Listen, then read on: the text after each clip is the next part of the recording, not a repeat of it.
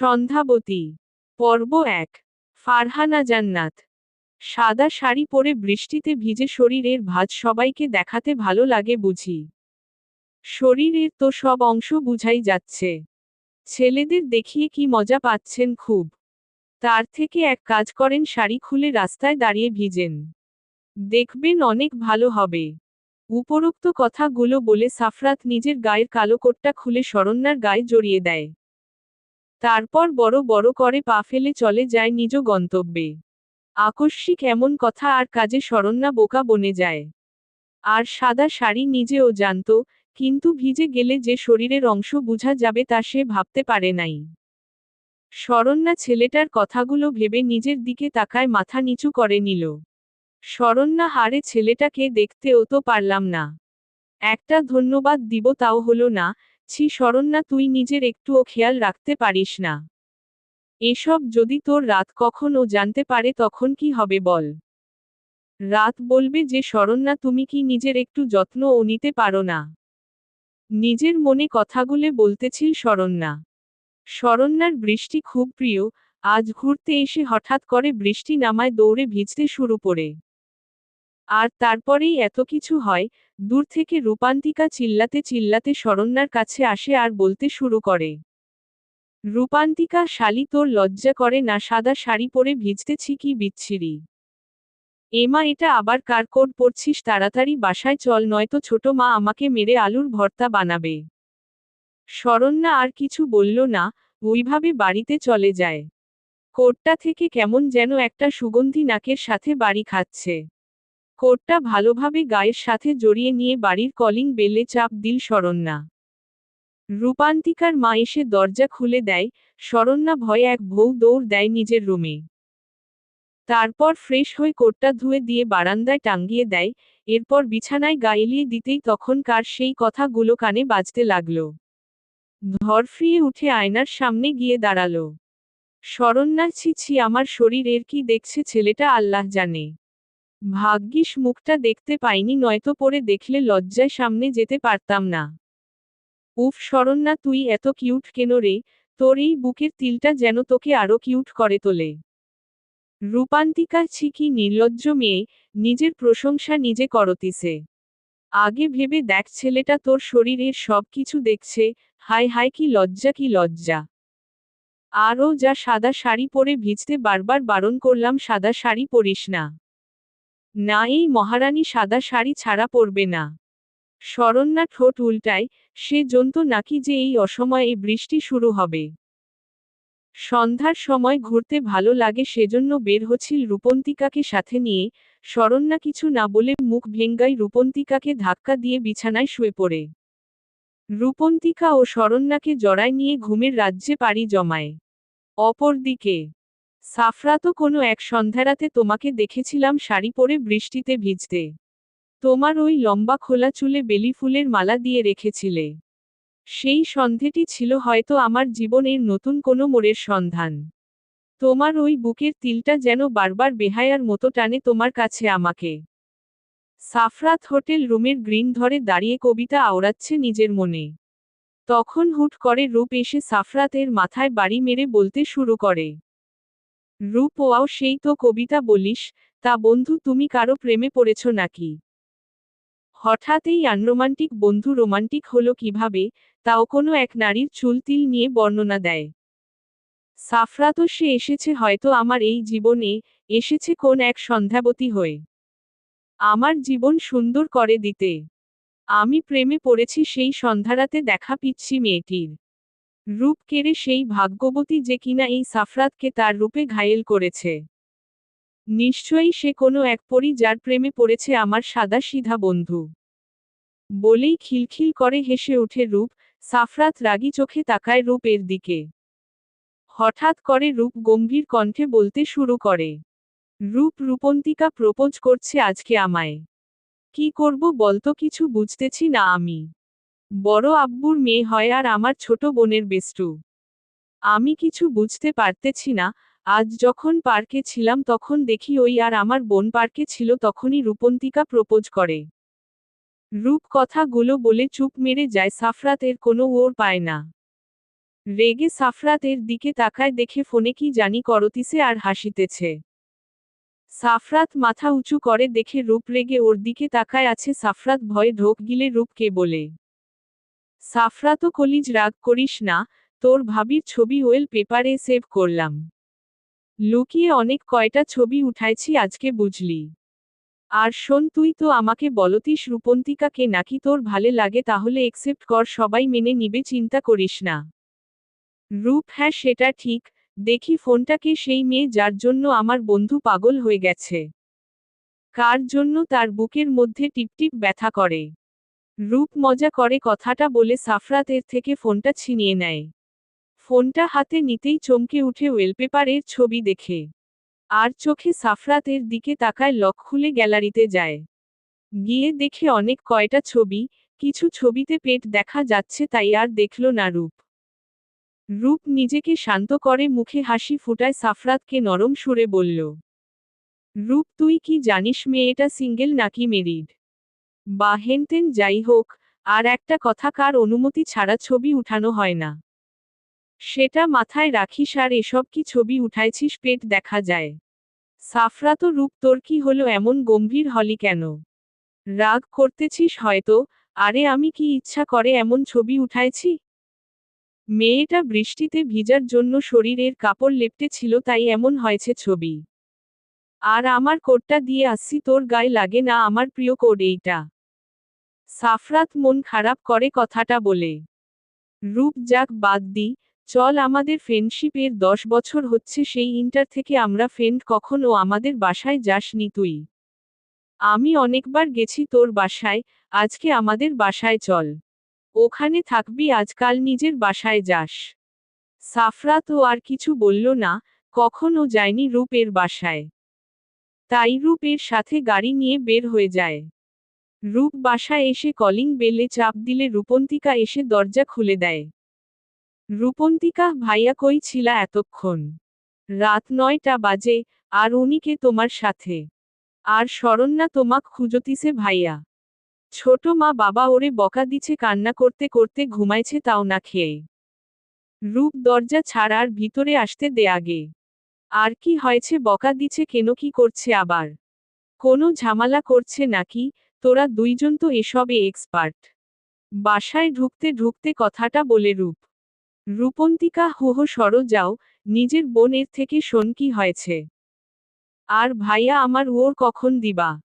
রূপন্তিকা ভয়ে ভয়ে কথাটা বলে। রূপ কিছু না বলে নিজের রুমে গিয়ে ফ্রেশ হয়ে নেয়। আর সাফরাত ও রূপের ট্রাউজার আর গেঞ্জি পরে। শরীরের আগের জামাগুলো বৃষ্টিতে ভিজে গেছে। রূপ ডয়ার থেকে জ্বরের ঔষধ নিয়ে শরণ্যার রুমের দিকে যেতে থাকে। সাথে সাফরাতকেও নিয়ে যায় সে। সাফরাত: রূপ কি হয়েছে বল তো বোন, এর রুমে যাচ্ছিস তাও আমাকে নিয়ে? বিয়ে টিয়ে দেওয়ার প্লেন করতেছিস নাকি? সাথে আবার ঔষধ নেস কেন? কান্না করলে কি জ্বরের ঔষধ নিতে হয়? সাফরাত অবাক হয়ে কথাটা বলে। রূপ তার কোনো ওর দেয় না। সাফরাতকে তার পিছে পিছে আসতে বলে শরণ্যার রুমে যায়। গিয়ে দেখে শরণ্যা অন্যপাশ হয়ে শুয়ে আছে। রূপ মাথায় হাত বুলায় দিয়ে আসতে আসতে ডাক দেয়। রূপ: বনু, এই বনু দেখ ভাইউ চলে আসছে। আর কে ও বকা দিবে না, উঠো। বৃষ্টিতে ভিজে গায়ে জ্বর বাঁধালে তো একটু বকা দিতেই পারে আম্মু, সে জন্য কি কান্না করতে হয় বল? শরণ্যা চোখ মেলে তার ভাইউকে দেখে জড়িয়ে ধরে কান্না করে, আর আব্বু আম্মুর নামে বিচার দেয়। সাফরাত শরণ্যার চেহারা দেখে ভ্যাবাচেকা খায়, এটাই তো তার বৃষ্টি বিলাসী প্রিয়সী। সাফরাত ও শালা বাবু এর জন্য তখন ফোনে ছবি দেখে আমার উপর রাগ ঝাড়ছে। হায়রে কপাল, শেষে কিনা বন্ধুর বোনের প্রেমে পড়লাম। কপালে শনি আছে আমার, বুঝতে পারতেছি। ঢোক গিলে মনে মনে কথাগুলো বলে সাফরাত। আর চোখে বারবার রূপের দিকে তাকায়। রূপ বুঝতে পেরেও কিছু বলে না। শরণ্যাকে বুক থেকে উঠায় বলতে শুরু করে। রূপ: বনু কাঁদিস না, চল, গায়ে জ্বর আসছে, কিছু খেয়ে ঔষধ খেয়ে নিবি। আরও হলো সাফরাত, তোকে বলছিলাম না আমার বেস্টফ্রেন্ডের কথা? দেখতে চাইছিলিস, আজকে নিয়ে আসছি দেখ। আর যা, ফ্রেশ হয়ে আয়, আমারও ক্ষুধা লাগছে। রূপ সাফরাতের হাত টেনে নিয়ে নিচে ড্রয়িং রুমে যায়। গিয়ে দেখে সবাই এসে পড়ছে খাওয়ার জন্য। সাফরাত রূপের বাবা মাকে দেখে সালাম করে। যতই হোক হবু শ্বশুর শাশুড়ি হয়। সাফরাতও আসসালামু আলাইকুম আন্টি আঙ্কেল কেমন আছেন আপনারা? রূপালী ওয়া আলাইকুম সালাম বাবা। ভালো আছি তুমি কেমন আছো? তোমাক কত বলি আসার কথা আসই না আজ আসলে তাহলে শেষমেশ। সাফরাতও জি আন্টি। এইভাবে কিছুক্ষণ কথা বলে, একটু পর শরণ্যা আসলে সবাই খেতে বসে। খেতে খেতে সবার পরিচয় দেই। শরণ্যা ইসলাম, বাবা শফিকুল, মারুপ আলী, ভাইরূপ, বড় আব্বু আতিকুল, বড় আম্মু মার্জিয়া, বড় বাবার মেয়ে রূপন্তিকা, রূপন্তিকা আর শরণ্যা সেম ক্লাস এবার অনার্স দ্বিতীয় বর্ষে, আর রূপ ও সাফরাত দুইজন মিলে বিজনেস করে একসাথে শেয়ারে। সাফরাতের বাবা ফিরোজ মাসালমা। খাওয়া দাওয়া শেষে শরণ্যা ঔষধ খেয়ে নিজের রুমে যায়। রূপ আর সাফরাত রূপের রুমে যায়, সাফরাত ধরাম করে বিছানায় রূপকে ফেলে দিয়ে জড়ায় নিয়ে বলতে শুরু করে। সাফরাতও সরি বন্ধু জানতাম না যে তোর বোন এইটা। একবার যখন মনটা দিয়ে দিছি তখন আর ফিরিয়ে নিতে পারবো না আমি। মাফ কর আর বোন জামাই বানানোর জন্য তৈরি হো। সাফরাত হাসতে হাসতে কথাটা বলে। রূপও মুচকি হেসে সাফরাতকে ঘুমাতে বলে রুম থেকে বেরিয়ে যায়। এদিকে রূপন্তিকা ঘুমের মধ্যে বুঝতে পারে কেউ তাকে কোলে নিয়ে কোথায় যাচ্ছে। হুট করে কোল থেকে নামায় দেয় রূপন্তিকা তাড়াতাড়ি চোখ খুলে দেখে রূপ সামনে দাঁড়ায় আছে। যখনই রূপন্তিকা চিল্লাতে যাবে তখন রূপ মুখ চেপে ধরে। আর আস্তে আস্তে বলে। পর্ব 2। রূপ হুস চিল্লাস না, আমি অন্য কেউ না। শোন তোকে আগে থেকে আমি পছন্দ করতাম এখন কাল তুই নিজে প্রপোজ করাই ভেবে দেখলাম কতদিন আর একা একা থাকবো বল। তাই আর কি সকালে সারপ্রাইজ আছে তোর জন্য। রূপান্তিকাতে পিছন থেকে জড়ায় নিয়ে কথাটা বলে রূপ। কথাগুলি যেন রূপন্তিকার কানে বাজিতেছে।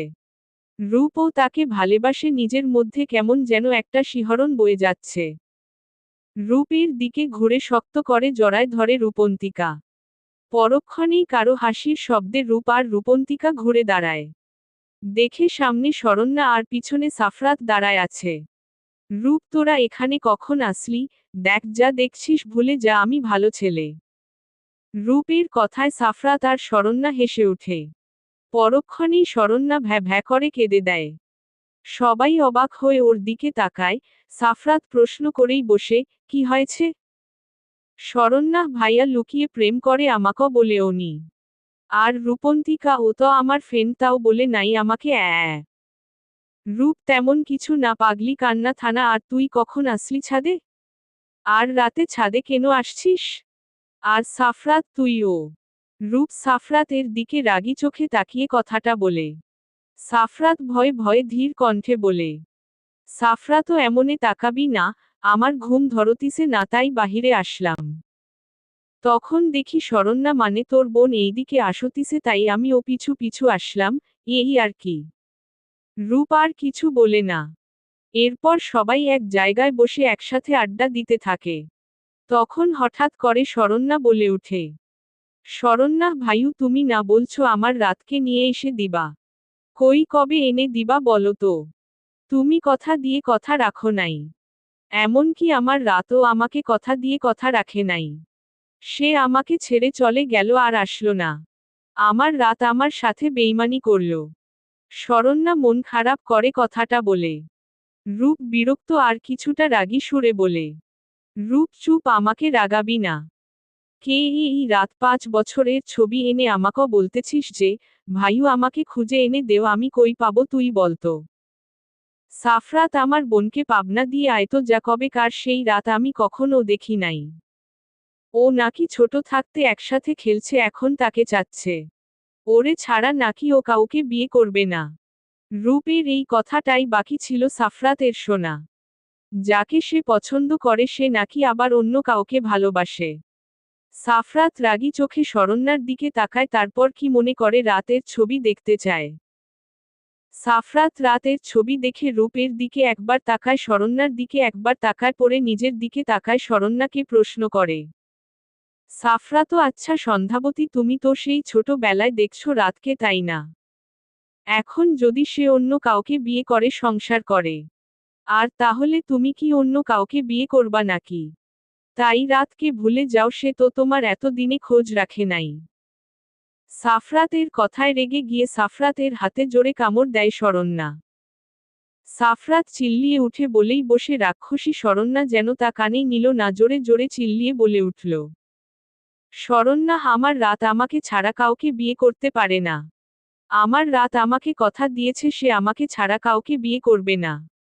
আর সে আমার কাছে একদিন ফিরে আসবে। আর যদি বিয়েও হয়ে থাকে তাও আমি রাতকে চাই, মানে চাই। শরণ্যার কথায় সবগুলো ওর দিকে অবাক আর বিস্ময় নিয়ে তাকিয়ে আছে। আর ভাবে রাত এখন বড় হয়েছে, কিভাবে চিনবে তাকে? ও পাগলের মতো কথা বার্তা বলে সব।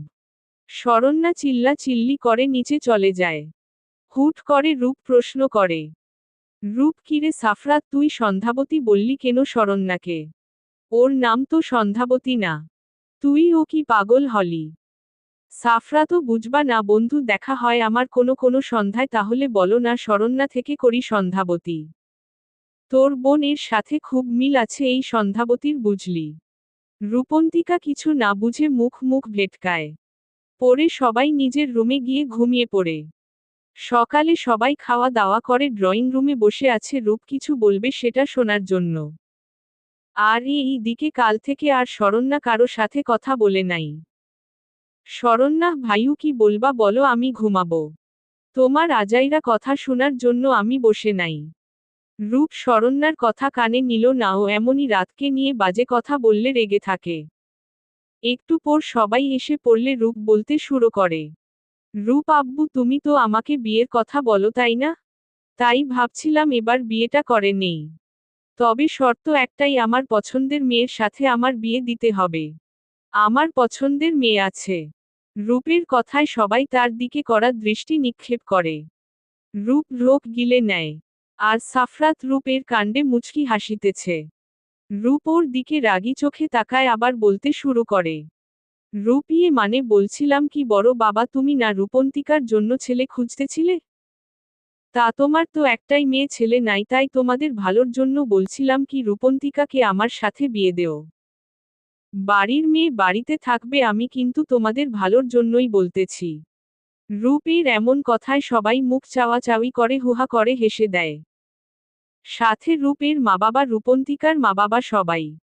রূপ বোকা হয়ে সবার দিকে তাকায় আছে। তখন রূপন্তিকার বাবা বলে উঠে, আতিকুর, ও আচ্ছা, আমি ভাবছিলাম তুই হয়তো আমার মেয়েকে ভালোবাসিস। কিন্তু এখন দেখি তা না।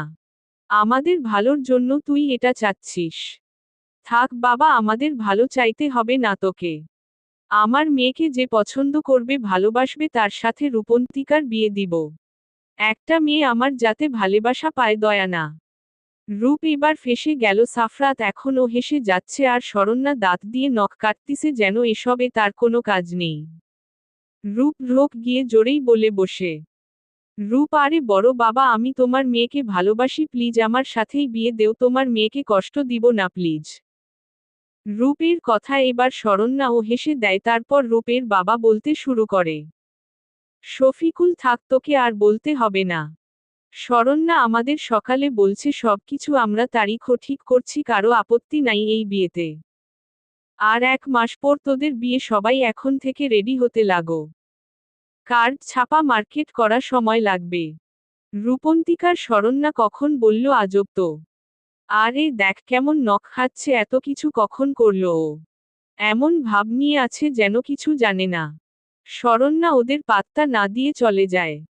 তখন শফিকুল বলতে লাগে, শফিকুল, সকালে যখন আমরা শুয়েছিলাম তখন শরণ্যা তোর বড় আব্বু আম্মু সবাইকে নিয়ে আমার রুমে আসে। প্রথমে আমি অবাক হচ্ছিলাম যে এই সকালে এখানে আবার কি দরকার। শরণ্যা আমাকে কিছু বলতে না দিয়ে বলতে শুরু করছিল, শরণ্যা, আব্বু শোনো, ভাইউ আর রূপন্তিকা একে অপরকে পছন্দ করে, তাই আমি চাচ্ছিলাম তোমরা সবাই মেনে নেও। আর রূপন্তিকার কোনো ভাই বোন নাই, এখানেই থাকবে, সবার ভালো লাগবে। আতিকুর, কিন্তু মা, তুই যেটা বলতেছিস বুঝলাম। কিন্তু আত্মীয়ের ভিতর কি বিয়ে দেওয়া ঠিক হবে, তুই বল আমাক। ঝামেলা যদি হয়, তাই আমি এটা মানতে পারবো না। শরণ্যা, তোমরা কি আব্বু আম্মুকে চিনো না, বড় আব্বু? তোমার মেয়েকে কি কখনো কষ্ট দিবে? তুমি কি চাচ্ছ যে রূপন্তিকা নয়তো ভাইও কিছু একটা করে বসুক? তারপর আর কি সবাই বুঝে শুনে ঠিক করলাম সব কিছু। আর মেয়েটার কি হয়েছে সকাল থেকে গম্ভীর মুখে আছে বলতো? রূপ আমি দেখতেছি ভেবনা। ও রাতের চিন্তায় মগ্ন তোমরা বল এই রাতকে কোথায় পাবো আমি এত দিন বিয়ে হয়েছে নাকি? আর চিনব কিভাবে? এরপর সবাই সবার কাজে বেসর রূপ আর সাফরাত রেডি হয়ে অফিসের উদ্দেশ্য বের হয়ে পড়ে। অফিসে এসে রূপ দেখতিছে সাফরাতের মুড অনেক ভালো তাই সাফরাতকে প্রশ্ন করেই বসে। রূপ কিরে কি হয়েছে বলতো খুব চিল মুড এ আছিস দেখতেছি তুই। আমার বোন কি তোর সাথে লাইন মারতিছে নাকি কি ব্যাপার বন্ধু? সাফরাতো আহা বন্ধু তোর বোনকেই তো আমি বউ বানাবো। তোর বোন নিজে আমার বউ হতে চাইবে একদিন দেখে নেস। তোর বোন না রাতকে ভালোবাসে ও মোহুম হুম হুম লালালাল। সাফরাতের এমন গা ছাড়া কথায় কিছু সন্দেহ নিয়ে রূপ তার দিকে তাকাই। আবার ও রাত পেরিয়ে সকাল হলো। শরণ্যা ঘুম থেকে উঠে তার বিছানায় একটা চিঠি পায় চিঠিতে যা লিখা আছে সেটা পড়ে জোরে জোরে চিল্লাতে থাকে আর নাচতে শুরু করে। চিঠিতে লিখা ছিল, পর্ব ৩। আমার সন্ধ্যাবতী অভিমান করে আছো বুঝি? অভিমান করো না খুব তাড়াতাড়ি আমি তোমার কাছে ফিরে আসব। তবে আশা করি তুমি নিজে আমাকে খুঁজে নিবা। এতদিন আড়ালে ছিলাম আমি তোমার থেকে এটা দেখার জন্য যে তুমি কি সত্যি আমার জন্য অপেক্ষা করে আছো, নাকি আমাকে ভুলে অন্য কাউকে নিয়ে মত্ত আছো। কিন্তু না দেখলাম তুমি আমাতেই সীমিত রয়েছো। আশা করি আরও কিছুটা অপেক্ষা করবা কোনো এক সন্ধ্যারাতে তোমায় দেখা দিব আমার সন্ধ্যাবতী। আজ থেকে না হয় আমি তোমায় সন্ধ্যাবতী নামটা দিলাম তোমাকে। আমার সন্ধ্যাবতী তুমি। ইতি। তোমার সেই ছোট বন্ধু রাত। রূপ এমন মরিস না। কে আসছিল তোর রুমে আর এই চিঠি কই পালি? আর হে এবার তো শান্তি তোর রাত ফিরে এসেছে আমাকে আর জ্বালাবি না। তোর জ্বালায় আমার জীবন শেষ সর এখান থেকে যা এত লাফাস নাকার নাকার লেখা এই চিঠি। শরণ্যা চুপ দেখ আমার রাত ফিরে এসেছে। আমার কাছে আসলে তোদের নামে বিচার দিব আমি। আমাকে সবাই পাগল বলতে তোমরা এবার দেখো রাত নামে কেউ আছে হুহো। রূপ কিছু না বলে নিচে চলে যা। অন্যদিকে সাফরাত তার মামুনির কোলে মাথা রাখে। আর চোখ বন্ধ করে মুচকি হাসে। তা দেখে সাফরাতের মামুনি বলতে লাগে, সালমা কি ব্যাপার আমার বাপ জান আজ এত খুশি লাগতিছে কেন?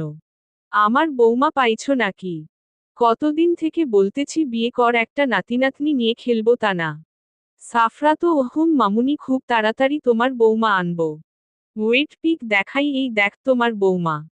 কেমন পছন্দ হয়েছে তো তোমার নাকি? সালমাহ মাশাআল্লাহ হবে না কেন বলতো? এত সুন্দর একটা মেয়ে পছন্দ না হওয়ার কি আছে আমাকে বুঝা। তা প্রেম করিস নাকি অন্য কিছু হুম হুম? মামুনির থেকে দেখি আজকাল কথা লুকিয়ে রাখা শিখছ। সাফরাত আরে মামুনি না তুমি ও নাকিয়ে বলো আমি পছন্দ করি তোমার বৌমা তো রাত নামের একজনকে পছন্দ করে। ছোটবেলার নাকি রাত? তার 5 বছরের একটা ছবি নাকি আছে সেই রাতকে। হু হু হি হি। সালমা বেগম না বুঝে সাফরাতের দিকে তাকায় পরক্ষণেই কিছু মনে পড়তেই খিলখিল করে হেসে ওঠে আর সাফরাতের মাথায় বাড়ি মেরে বলে মেয়েটাকে সব বলে দে। সকাল 10টা শরণ্যার কলেজ বন্ধ থাকায় কলেজে না গিয়ে শুয়ে আছে আর ভাবতে লাগলো সেই 14 বছর আগের ঘটনা। তখন শরণ্যার বয়স ছিল 6 বছর ক্লাস 1-এ ভর্তি হচ্ছিল। আর রাতের বয়স ছিল 11 বছর ক্লাস 5-এ। শরণ্যা ওরা তখন গ্রামে থাকতো রাত ছিল পাশের গ্রামে প্রতিদিন শরণ্যা একটা ছোট পার্ক আছে। ওখানে যেত খেলা করতে সেদিন প্রথম দেখা হয় রাতের সাথে। ফ্ল্যাশব্যাক। ছোট শরণ্যা ধীর পায়ে পার্কে ঢুকে ছোট বাচ্চাদের সাথে খেলতে লাগলো তখন রাত দূর থেকে শরণ্যার বাচ্চামি ফেস দেখে মায়া হয় তাই রাত শরণ্যার কাছে এসে শরণ্যাকে ডাক দেয়। রাতও এই পিচ্ছি এদিকে আসো তোমার নাম কি? তুমি এত কিউট কেন আমার বউ হবে? অনেক আদর করব। তোমাকে আমার অনেক ভালো লাগছে। শরণ্যা বউ বউ কি? হ্যাঁ বউ হব তাহলে আমাকে তুমি প্রতিদিন চকলেট এনে দিবা? ফুল দিবা বলো? রাতও হা দিব। প্রতিদিন নিয়ে আসবো তোমার জন্য। তুমি আমাকে জামাই বলবা আমি বউ বলবো কেমন? তোমার নাম কি পিচ্ছি? শরণ্যা, আমার নাম শরণ্যা। তোমার নাম কি? তুমি এত পাতলা কেন, কেমন লাগে? কিন্তু তুমি অনেক সুন্দর, হিহি। রাতো, আমার নাম সাফরাত। বুঝলে পিচ্ছি বউ, শরণ্যার নাক টেনে বলল। শরণ্যা, সারাত, তোমার নাম সালাত সাপরাত হুস হয় না, এত বড় নাম কেন? ছোট নাম বলো। আমি এত বড় বলতে পারবো না, তুমি তো নাম বলো। রাতো, ওকে ওকে আমার বউ, কি বলবা কি বলবা? আচ্ছা সাফরাত না, তুমি শুধু রাত করে বলবা কেমন? তোমার জন্য না হয় রাত নামটা দেওয়া হলো। তারপর পরের দিন রাত আসে ওই পার্কে। শরণ্যা রাতকে দেখে দৌড়ে যায় তার দিকে। রাতও মুচকি হেসে শরণ্যাকে নিয়ে বেঞ্চ বসে। তখন শরণ্যা রাতকে বলে, শরণ্যা, আমার বর তুমি এসেছ। হিহি হিহি, দেও আমার ফুল তো কলেট সব দেও। হিহি, তুমি এসেছ, দেও খাবো আমি, দেও। সাফরাত মজা করে বলে যে আমি আনি নাই। তখন জোরে সাফরাত এর হাতে একটা কামড় বসায় দেয়। সাফরাত প্রথমে লাফায় উঠে, পরক্ষণেই নিজেকে শান্ত করে সব বের করে দেয়। এবার ছোট শরণ্যা বোকার মতে তাকায় আছে। রাত মুচকি হেসে শরণ্যার গালে চুমু এঁকে দেয়। এভাবে তাদের দিন কাটতেছিল। একদিন সাফরাত তার 5 বছরের একটা ছবি শরণ্যাকে দেখালে সেটা শরণ্যা একবার নিয়ে নেয় আর সাফরাত এর থেকে ছবিতে লিখে নেয় আমাল জামাই রাত। দিন চলতে থাকে তার গতিতে। তাদের ছোট পাগলামি, ভালোবাসা, হাসি ঠাট্টা করতে করতে একটা বছর কেটে গেল। একদিন বিকালে শরণ্যা যখন রাতের জন্য দেরি করতেছিল পার্কে, তখন রাত দৌড়ে হাঁপাতে হাঁপাতে এসে শরণ্যাকে বলে, রাতো বউ বউ, শোন মামুনি না, আমাকে নিয়ে ঢাকা যাবে আর এখানে থাকবে না। তোমার সাথে আমার আর দেখা হবে না। আমি বড় হয়ে তোমার কাছে ফিরে আসব, তোমাকে বিয়ে করে নিয়ে যাব কেমন?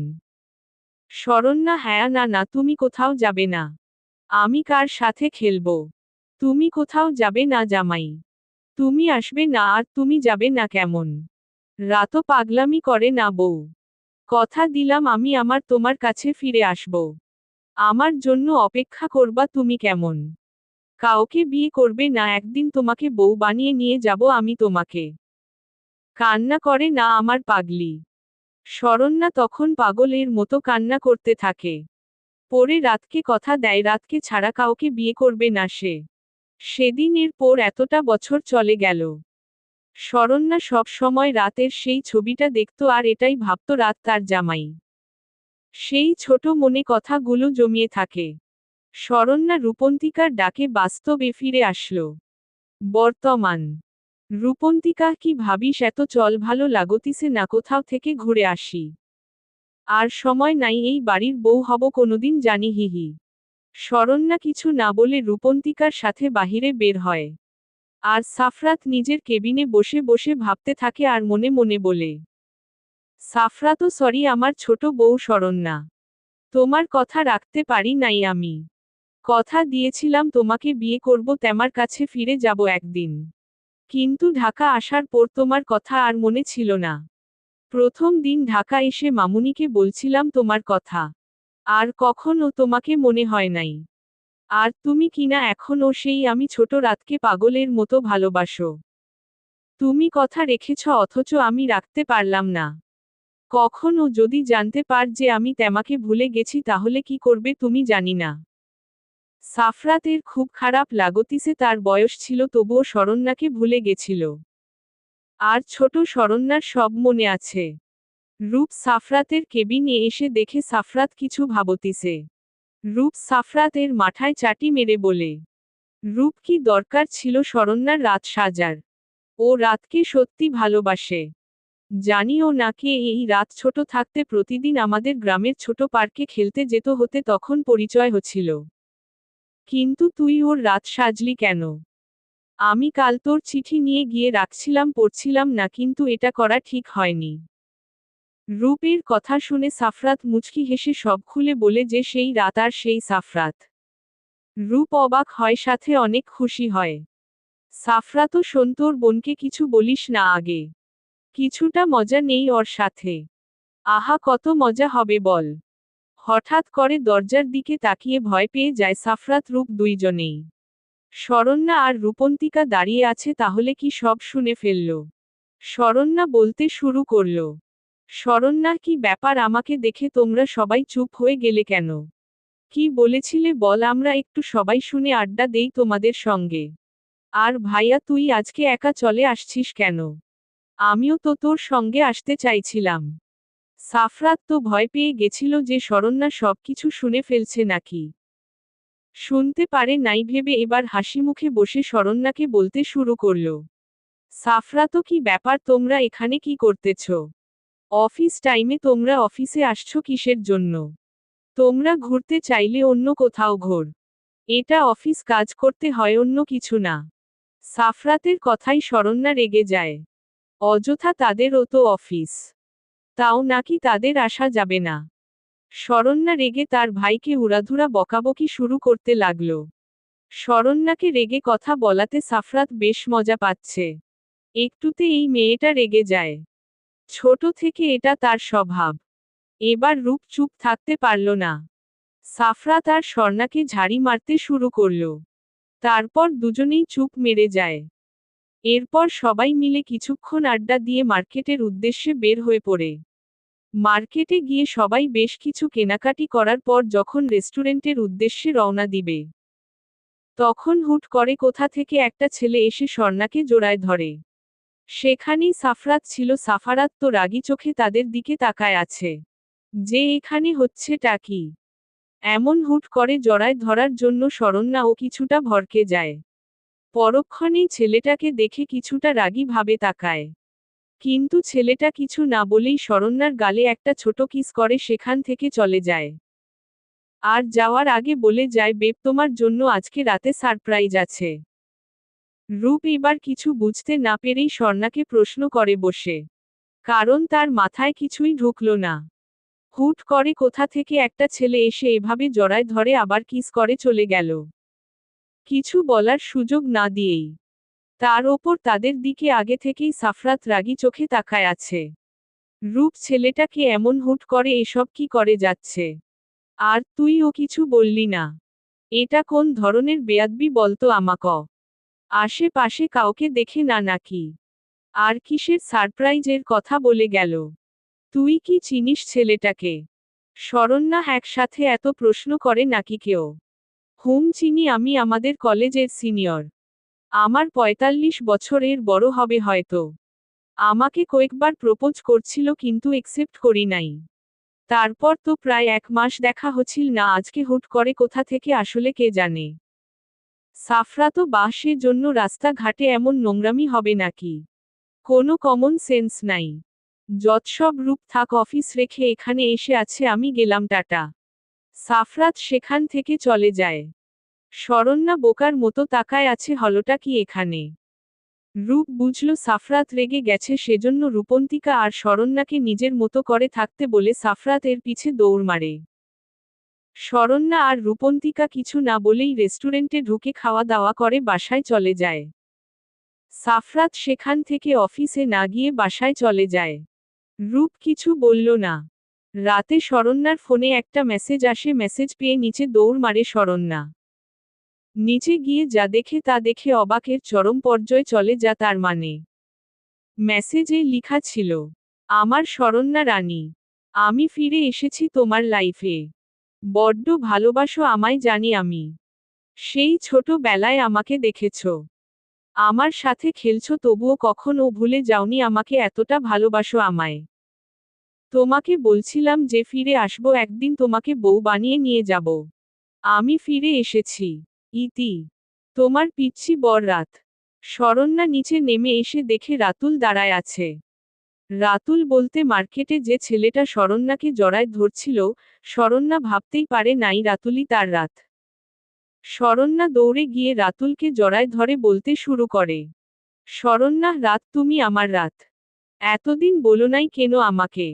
কত ভালোবাসি তোমায় জান। কত মিস করছি তোমায়। আর এতদিন পর নিজের পরিচয় দিলে আমাকে। কেন এমন করলে আমার সাথে? রাতুল শরণ্যাকে ২ হাত দিয়ে জড়ায় নিয়ে শরণ্যার মাথায় হাত বুলিয়ে দেয়। এতক্ষণে শরণ্যার দৌড়ে আসা দেখে সবাই বাহিরে আসে, এসে দেখে এসব কাণ্ড। তার থেকে বড় কথা, রূপ শোক খাইছে। এ রাত হলে সাফরাত কি মিথ্যা কথা বলল? রূপ কিছু না বলে নিজের রুমে গিয়ে সাফরাতকে ফোন দেয়। সাফরাত, কি সমস্যা, ফোন দিছিস কেন? কেমন ভাই তুই, বোনের খেয়াল রাখতে পারিস না? যার তার সাথে মিশতে দেস। কি বলবি বল, তাড়াতাড়ি ঘুমাবো আমি।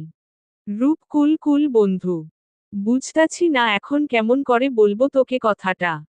যে রেগে আছিস তার উপর না জানি আমার কথা শুনলে স্টক না করিস। মাথা ঠান্ডা কর আর আমার কথা শোন। তার আগে নিজেকে কন্ট্রোল করেনি। সাফরাত, মেজাজ খারাপ করাস না বাল। কি বলবি বল তো? মাথা ব্যথা করতিছে, রাগ উঠছে। কি বল, কি এমন বলবি, এত হেয়ালি করিস না তো। রূপ, আসলে শোন, মার্কেটে যে ছেলেটাকে দেখলি, সে এখন এসে নিজেকে রাত দাবি করতিছে। এখন কি করব বুঝতেছি না। আসলে কে রাত, তুই নাকি ওই ছেলেটা? কিছু একটা বল যাতে বুঝতে পারি আমি। সাফরাত, ও আট। ওই, তোর কি মনে হয় আমি মিথ্যা কথা বলতেছি? আচ্ছা, একটা কাজ কর, তুই ওই ছেলেটার হাত দেখ, আমার হাতে তোর বোন কামড় দিছিল, এখন ও দাগ আছে, তুই দেখ আছে নাকি। আর কোনো প্রমাণ তো নাই আমার কাছে, এটাই চেক কর। রূপ এবার রুম থেকে বের হয়ে দেখে রাতুল, রাত আর শরণ্যা বসে বসে গল্প করতিছে। রূপ এসেই রাতের হাত চেক করে দেখে দাগ আছে। রূপ এবার কি করবে বুঝতে পারে না, তাই শরণ্যাকেই বলে। রূপ, শরণ্যা, কোথা থেকে কে এসে বলল আমি রাত, তাহলেই কি তোকে বিশ্বাস করতে হবে নাকি? আগেতে সব পরীক্ষা করে দেখে তোর রাত নাকি অন্য কেউ। হতেও পারে যে মিথ্যা বলতিছে তোকে ভালোবাসে তাই। শরণ্যা, কি বলিস এসব ভাইয়া, এই দেখ রাতের হাতে কামড়ের দাগ আছে। আর ছোটবেলায় যা যা হয়েছে সব বলতে পারতিছে আমাকে। তুই কি আমাকে ভালো থাকতে দিবি না? শরণ্যার রাগ দেখে রূপ কিছু না বলে চলে যায়। রাতও একটু পর চলে যায়। রূপ সাফরাতকে সব বলে। শরণ্যা নিজের রুমে গিয়ে শান্তিতে ঘুমিয়ে পড়ে। সকালে শরণ্যা আজ অনেক হ্যাপি, কালকে তার রাতকে পেয়েছে। সে নাচতে নাচতে নিচে নেমে দেখে সবাই ড্রয়িং রুমে বসে আছে। শরণ্যা ও গিয়ে সেখানে বসে। শরণ্যার বাবা বলে উঠে। পর্ব 4। শফিকুল, শরণ্যা, রাতকে যেহেতু পাইছিস তো বিয়েটা তাহলে তোর আর রূপের একসাথে কমপ্লিট করি, কি বলিস? রাতের সাথে কথা বলে দেখ কি বলে। আসতে বল তার মা বাবাকে আমাদের বাসায়। রূপ তার বাবার কথায় কেসে ওঠে। আর ভাবে সাফরাত কি করবে আল্লাহ জানে। শরণ্যার অবস্থা খারাপ করবে যে ছেলে। শরণ্যা উঠে গিয়ে রাতকে ফোন কটে সব বলে।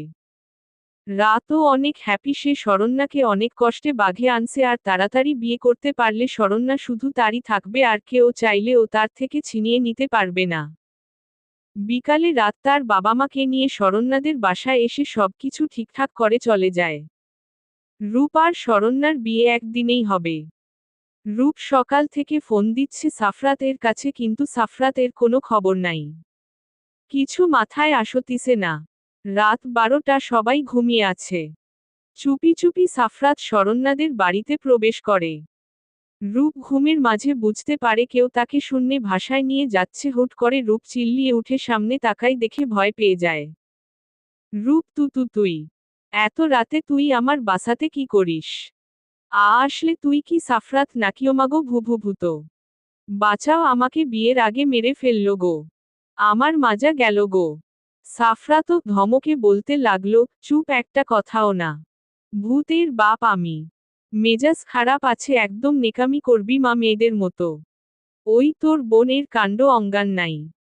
রাতকে ভালোবাসি ভালোবাসি করে মরতিছে, অথচ আমাকে না চিনে অন্য একজনের সাথে বিয়ে কমপ্লিট করছে। তোর বোনকে মেরে ফেলবো আমাকে ছাড়া অন্য কাউকে বিয়ে করলে। রূপিয়ে মানে বলছি কি? শোনো না, তুই একদম আমার বোনের দিকে নজর দিবি না।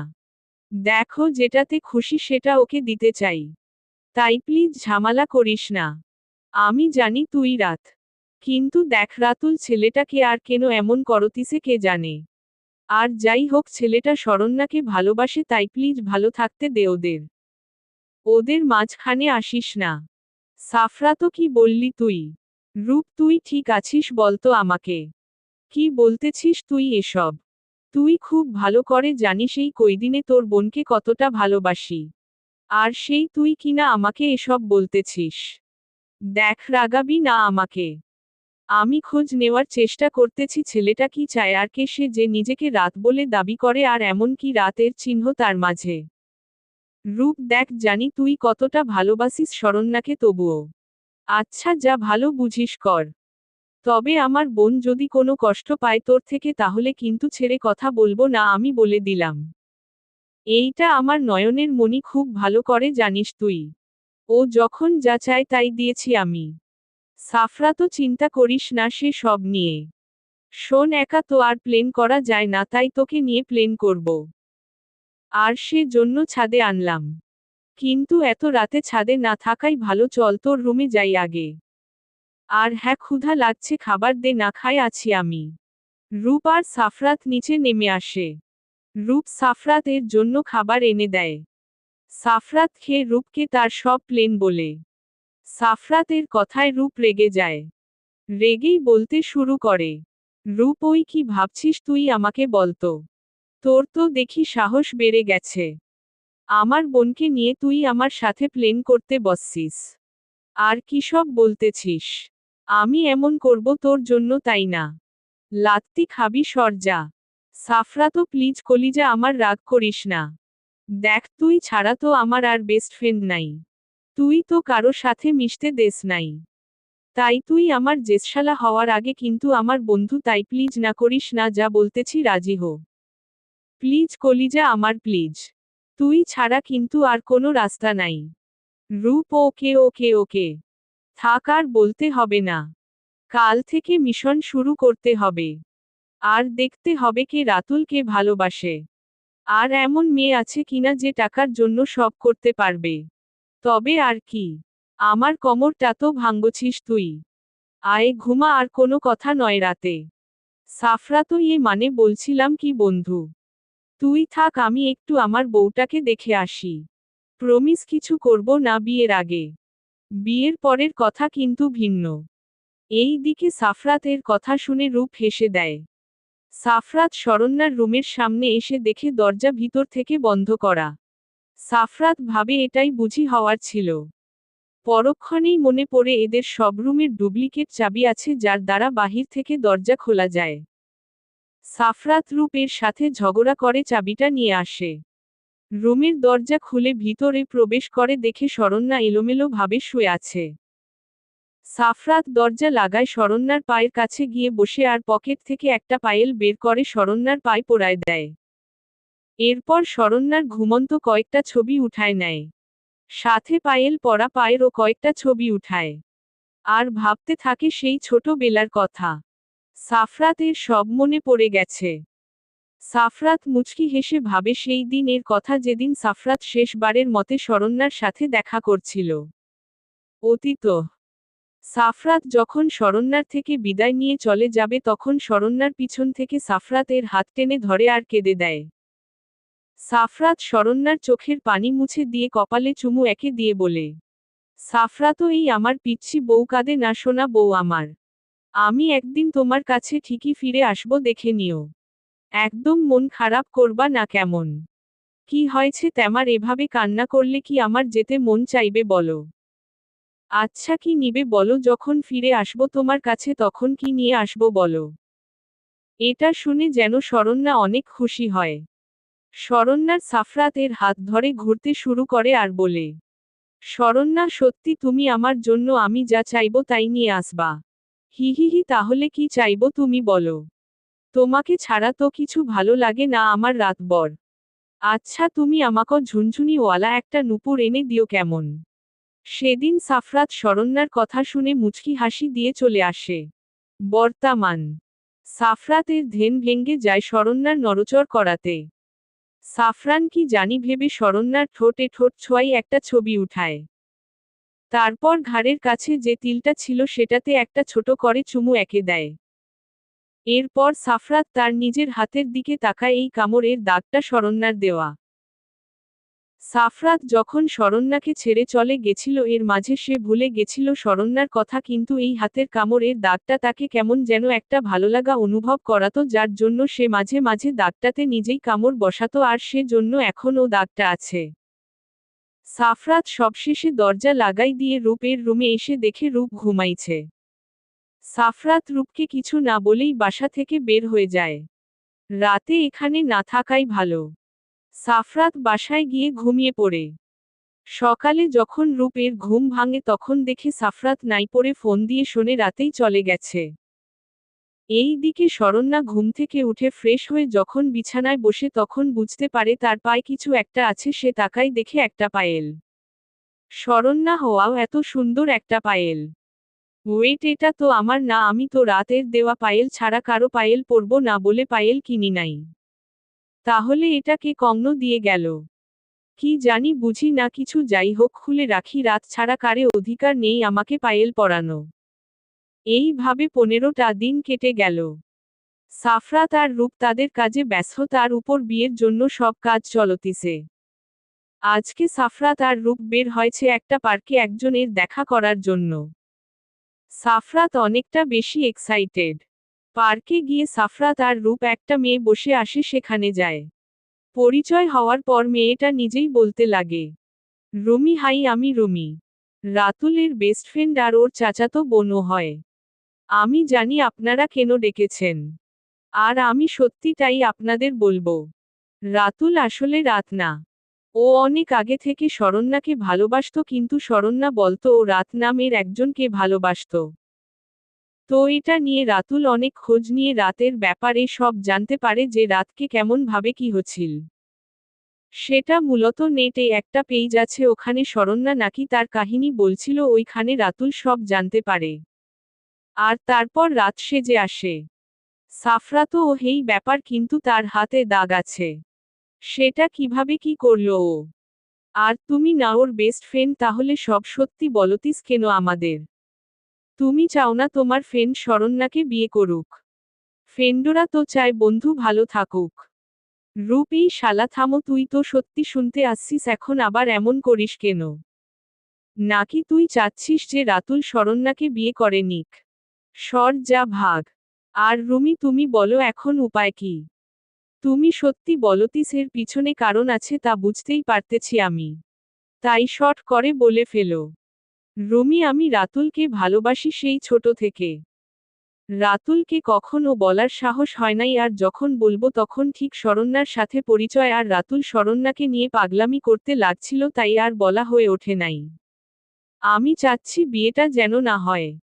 আর ও হাতে জাস্ট মেকআপ করে ওই রকম দাগ বানাইছে। আমি সব বললাম, এখন বাকিটা আপনাদের ব্যাপার। সাফরা তো ওকে ওকে একটা আইডিয়া পাইছি। রূপ, তোদের বাসার সবাইকে বলে দে আমি রাত শরণ্যা ছাড়াও যেন না জানে, বুঝলি?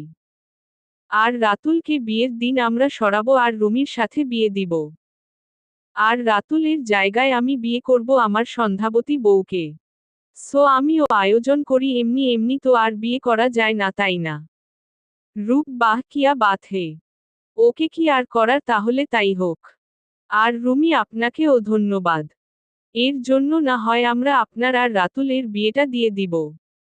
আজ তাহলে আসি, ভালো থাকবেন। চল সাফরাত। সেখান থেকে রূপ আর সাফরাত রূপদের বাসায় আসে। তারপর রূপ তার বাবা মা সবাইকে সবটা বলে দেয়। আর তারাও রাজি হয়। শরণ্যা আর রূপন্তিকা ছাড়া সবাই এখন জানে সাফরাতি রাত। এখন সময় যাচ্ছে। আজ শরণ্যা, রূপ, সাফরাত, রূপন্তিকা, আর অন্যদিকে রাতুলের গায়ে হলুদ হচ্ছে। সাফরাত ও নিজের বাসায় আয়োজন করছে বিয়ে বলে কথা। শরণ্যা রেডি হয়ে নিচে নেমে স্টেজে বসে, সাথে রূপ রূপন্তিকারও আছে। সবাই এক এক করে হলুদ লাগায় দিয়ে যাচ্ছে। শরণ্যা খেয়াল করল যে তার ভাইয়ের বিয়েও হচ্ছে, অথচ আজ সাফরাত নাই, তাই রূপকে বলল, শরণ্যা, ভাইউ সাফরাত ভাইয়া কই? তোর বিয়ে সাফরাত ভাইয়া না তোর বেষ্টু, তাহলে আসলো না কেন? কি ব্যাপার বলতো? কেমন বেষ্টু যে বেষ্টুর বিয়েতে আসে না? হায়, আর দেখো আমার বেষ্টু, ও নিজে ও বিয়ে করতিছে, সাথে আমি ও বিয়ে করতেছি, এমন বেষ্টু হতে হয় বুঝলা? একসাথে বিয়ে করতে হয়। হুহো।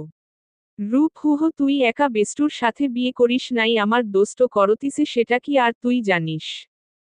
সে তো আমার বোনকে ওঠায় নিয়ে যাবে বউ বানায়। সেটা জানলে তুই এখানে তুলকালাম বানায় দিতিস। মনে মনে বলল রূপ। একটু পর দেখা গেল সাফরাত বাইক বিয়ে ভিতরে প্রবেশ করে। তার ঠোঁটে লেগে আছে একটা অমায়িক হাসি। সাফরাতকে দেখে রূপ আর তার বাবা মা মুচকি মুচকি হাসতিছে। সাফরাত কিছুটা লজ্জা পেয়ে মাথা নিচু করে নিয়ে শরণ্যাদের কাছে যায়। গিয়েই শরণ্যার গালে হলুদ মাখায় দিয়ে বলে, গল্প 5। সাফরাতও কি মনে হয় সন্ধ্যাবতী যে আমার ফ্রেন্ড এর বিয়েতে আসবো না তাই না? এটা কি কখনো হয় বলো? এই যে দেখো চলে আসলাম, সাথে আমার সন্ধ্যাবতী কেও হলুদ লাগানো হলো। বিয়ের জন্য তৈরি হও, সারপ্রাইজ ওয়েট করতিছে তোমার জন্য। যাই হোক সন্ধ্যাবতী, খুব সুন্দর লাগতিছে তোমাকে। এই সন্ধ্যা রাতের তারাগুলি যেমন সৌন্দর্য বৃদ্ধি করে, ঠিক আমার সামনে বসা সন্ধ্যাবতী আজ সে সৌন্দর্য বৃদ্ধি করতিছে তার। মারাত্মক সুন্দর লাগতিছে, আসো কয়েকটা সেলফি উঠায়। শরণ্যা হা হয়ে তাকায় আছে, কি সব বলতিছে। আবার সাথে আমার সন্ধ্যাবতী লাগাইছে। শরণ্যা তাকায় দেখে তার মা বাবা হাসতিছে, সেদিকে শরণ্যা ভ্রু কুঁচকে তাকালে সবাই চুপ মেরে যায়। সাফরাত জোর করে হলুদ মাখায় দেয় পুরো মুখে, সাথে সেটারও ক্যামেরা দ্বারা ভিডিও করে আর ছবি উঠায়। তারপর রূপকে আর রূপন্তিকাকে হলুদ লাগায়, সবার থেকে বিদায় নিয়ে চলে যায় কিছু না খেয়েই। অনুষ্ঠান শেষে শরণ্যা নিজের রুমে গিয়ে বারবার ভাবতিছে সে রাতকে চিনতে ভুল করে নাই তো। কেমন যেন লাগতিছে তার। এত না ভেবেই ঘুমের দেখে পাড়ি জমায়। সকালে ঘুম থেকে উঠে রূপের ডাকা ডাকিতে উঠে ফ্রেশ হয়ে খাওয়া দাওয়া করে নিজের রুমে বসে আছে, মন খারাপ করে। এমন সময় রূপ আর রূপন্তিকা আসে। শরণ্যার মন খারাপ দেখে রূপ শরণ্যার পাশে বসে বলে, রূপ কি হয়েছে বনু, মন খারাপ কেন? আজকের দিনে এমন মুখটা পেঁচার মতো করে থাকলে হবে নাকি? আর তুই তোর রাতকে পেয়ে যাচ্ছিস আর এভাবে মন খারাপ করে আছিস। কি হয়েছে বল আমাদের, আমরা কি কিছু করছি? শরণ্যা রূপকে জড়ায় ধরে ফুপিয়ে কেঁদে উঠে। হুট করে এমন করাই রূপ কিছুটা অবাক হয়। পরক্ষণেই বুঝতে পারে সবাইকে ছেড়ে যাবে এই ভেবে হয়তো কান্না করতিছে। রূপও আর নিজেকে সামলাতে পারল না, বোনকে জড়ায় নিয়ে কেঁদে দিল। একটু পর রূপের মা বাব রুমে এসে এমন দেখে তারাও কেঁদে দিল। রূপন্তিকার বেচারা ও মুখ ভার করে বসে আছে। হঠাৎ করে ওইও কেঁদে উঠল, এবার সবাই ওর দিকে তাকালো। রূপ বলে বসে, রূপ তোর আবার কি হলো? তুই তো এই বাড়িতেই থাকবি, তুই আবার কাঁদিস কেন? নাকি অন্য বাড়ি যাওয়ার শখ হয়েছে, কোনটা বলতো? ব্যাপার ভালো ঠেকায় না। মুখটা এমন করে রাখছিস কেন? রূপন্তিকা, না মানে বলছিলাম কি, আমি তো এই বাড়িতেই বিয়ে করতেছি। শরণ্যার মতো তো সবাইকে ছেড়ে যেতে হবে না। তাহলে কি করব আমি? আমার যদি বিয়ের সময় কান্না না পায়? সবাই যদি আমাকে বিয়ে পাগলি বলে এই ভেবেই কান্না পাচ্ছে। রূপন্তিকার কথায় সবাই হেসে দেয়। শরণ্যা রূপন্তিকাকে মারতে শুরু করে, সব সময় মজা নিয়ে বসে থাকে রূপন্তিকা। বিয়ের সময় হয়ে এসেছে। সাফরাত আসছে, সাথে তার মাও, তবে গেস্ট হয়ে। একটু পর রাতুলের বাড়ি থেকে ফোন দিয়ে জানায় বর পালাইছে। সেটা শুনে শরণ্যা কান্না না করে অবাক হয়, সে যদি রাত হয় তাহলে কখন ও পালাতো না, বুঝলো ও রাত না, সব নাটক। শরণ্যা এসব ভাবতিছে, তখন শরণ্যার মা এসে বলে, রূপালী, শরণ্যা মা, রেডি তো হয়ে আছিস? সবাই কানা ঘুষা করতিছে যে মেয়ের বিয়ে দিতে পারলাম না। কত কি তাই বলছিলাম কি, সাফরাত ছেলেটা তো ভালো, আমরা চাচ্ছি ওর সাথে তোর বিয়ে দিব আমরা। ওর বাবা মা ও রাজি। নিচে আয়। শরণ্যা, তুমি কি বলতে চাচ্ছ আমি তোমাদের বোঝা হয়ে গেছি যে এখন যার তার সাথে বিয়ে দিবে আমাকে? আমি রাত ছাড়া কাউকে বিয়ে করব না। যতদিন এ রাত না আসে আমি বিয়ে করব না, যাও আমার চোখের সামনে থেকে। আমি একবার যখন বলছি বিয়ে করব না তো করব না। শরণ্যা রেগে কথাগুলো বলে তখন রূপ ও রুমে চলে আসছে। শরণ্যা রাজি হচ্ছে না দেখে রূপ কিছুটা রেগে যায়। তাই রাগের মাথায় বলে, রূপ, হ্যাঁ তুই আমাদের বোঝা হচ্ছিস। বয়স কম না তোর, এখন মানুষও কথা শোনাচ্ছে। সারা জীবন তোকে বসে বসে খাওয়ানোর ইচ্ছা আমাদের নেই। তাই চুপচাপ বিয়ে করে নিয়ে আমাদের শান্তি দে। তোকে নিয়ে মানুষের কথা শোনার ইচ্ছা আর করতিছে না। বাহিরে সবাই যা নয় তাই বলতিছে। সেটা আমাদের শুনতে ভালে লাগতিছে নাকি? রূপের কথায় শরণ্যা রূপের দিকে তাকায়। তারপর কিছু না বলে তার মায়ের সাথে যা আর বলে সে বিয়েতে রাজি। এবার রূপ কিছুটা অবাক হয়। হুট করে রাজি হওয়ায়। বিয়ে শেষে শরণ্যা কারো সাথে কথা না বলে সাফরাতের গাড়িতে উঠে বসে। সবাই বুঝতে পারে শরণ্যা রেগে আছে। রূপের কিছুটা খারাপ লাগে। এবার যাওয়ার সময় সাফরাত বলে, সাফরাতো মা আপনারা চিন্তা করবেন না, আমি ম্যানেজ করে নিব ওকে। আমি কোনো কষ্ট পেতে দিব না, আপনারা নিশ্চিন্তে থাকতে পারেন। আর রূপ আমার উপর তো তোর বিশ্বাস আছে, কান্না করিস না। তোর বোন হ্যাপি থাকবে। আসি, দোয়া কর। গাড়িতে যাওয়ার সময় সাফরাত দেখে শরণ্যা অন্য দিকে মুখ করে নীরবে কেঁদে যাচ্ছে। সাফরাত মুচকি হেসে তার মাকে ইশারায় বলল যেন শরণ্যাকে সামলায়। তার মা শরণ্যার পাশে এসে শরণ্যাকে টেনে নিজের বুকে জড়ায় নেয়। শরণ্যাকে না দেখেই কেঁদে ওঠে। সাফরাতের মা কিছুটা অবাক হয়, এতে এত কান্না করার কি আছে। তবুও কিছু বলল না। কিন্তু সাফরাতের দিকে রাগী চোখে তাকায় আছে, মেয়েটাকে সত্যি বললে কি এমন হবে। বাসায় এসে শরণ্যা অনেকটা অবাক হয়, মানুষের অভাব নাই, এমনকি বাড়ি সাজানো আছে। এই সময়ের মধ্যে কখনো এসব সম্ভব না, তাহলে কি সব আগে থেকে প্ল্যান ছিল নাকি কিছুই মাথায় আসতিছে না শরণ্যার। সব নিয়ম শেষে শরণ্যা রুমে গিয়ে ঘুমাবে এমন সময় বিছানায় তাকায়, দেখে বিছানাও সাজানো। শরণ্যার বুঝতে বাকি নেই সব প্ল্যান ছিল, আর তার ভাই আগে থেকে জানতো যে রাতুল রাত না আর রাতকে ছাড়া শরণ্যা কাউকে বিয়ে করবে না, যার জন্য প্ল্যান করে সব করছে। শরণ্যা রেগে ফুল সব ছিঁড়তে শুরু করে আর চিল্লিয়ে বলতে লাগে, শরণ্যা, আমাকে ঠকানো হয়েছে। সব আগে থেকে জেনে ও কেন এমন করলো ভাইয়া? আমি কি এত বোঝা হচ্ছিলাম যে আমাকে মিথ্যা বলে বিয়ে দিয়ে দিল? আমাকে একটা বার বলার প্রয়োজন মনে করল না? মানি না, আমি এই বিয়ে মানি না। আমি থাকবো না এখানে। শরণ্যার চিল্লানিতে সাফরাত আর তার মা রুমে এসে দেখে এই অবস্থা। শরণ্যাকে তারা থামানোর চেষ্টা করলেও লাভ হয় না। সাফরাত তার মাকে রুমে দিয়ে পাঠায়। সাফরাত দরজা লাগায়, শরণ্যার সামনে গিয়ে বুকের সাথে জড়ায় নেয়। শরণ্যা ছাড়াতে না পেরে একের পর এক কামড় বসায় সাফরাত এর বুকে। একসময় নীরব হয়ে পড়লে শরণ্যাকে বিছানায় শুয়ে দেয় সাফরাত নিজেও তার পাশে শুয়ে পড়ে। খুব ভোরে শরণ্যার ঘুম ভাঙ্গে, চোখ খুলে নিজেকে সাফরাত এর বাহুতে আবিষ্কার করে। শরণ্যা ঝাটকা মেরে সাফরাতকে সরায় দেয়। সাফরাত এবার চোখ খুলে বোঝার চেষ্টা করে কি হয়েছে, কিন্তু বুঝে উঠতে পারে না। শরণ্যা রাগী ভাবে চিল্লিয়ে বলে, শরণ্যা, আপনি কি ভেবেছেন বিয়ে করছেন বলে কিনে নিছেন আমাকে? একদম কাছে আসার চেষ্টা করবেন না বলে দিলাম। আমি শুধু রাতের আর কারো না। আপনি সব জেনে কেন আমাকে বিয়ে করছেন? আপনাকে আমি বলি নাই বিয়ে করার কথা। জোর করে ভাইয়ার সাথে প্ল্যান করে সব করছেন আপনারা। আপনার মুখ দেখতেও আমার ঘৃণা হচ্ছে। কোন সাহসে আমাকে জড়ায় ধরছেন? সাফরাত ও শরণ্যা, প্লিজ আসতে কথা বলো। বাহিরে সবাই শুনে ফেলবে। আমার রুম সাউন্ড প্রুফ না। এত বড়লোকই আমার ভালো লাগে না। তাই আসতে কথা বলো। আর হয়তো ঘুমের মাঝে জড়ায় ধরছিলাম, এতে এত চিল্লানোর কি আছে? এত রিয়েক্ট করতিস কেন বুঝলাম না। আমি তোমার জামাই, অন্য কেউ না। যাও, আজান দিছে, নামাজ পড়ে এসে ঘুমাও। শরণ্যা, জামাই মাই ফুট। বললাম না আমি এই বিয়ে মানি না, মানে মানি না। আর কিসের জামাই? আর একদিন যদি কাছে আসা দেখি মেরে ফেলবো বলে দিলাম।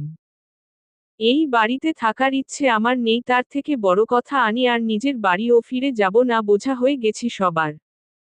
যতদিন না রাতকে খুঁজে পাই এখানেই থাকব। আপনি দূরে থাকবেন আমার থেকে।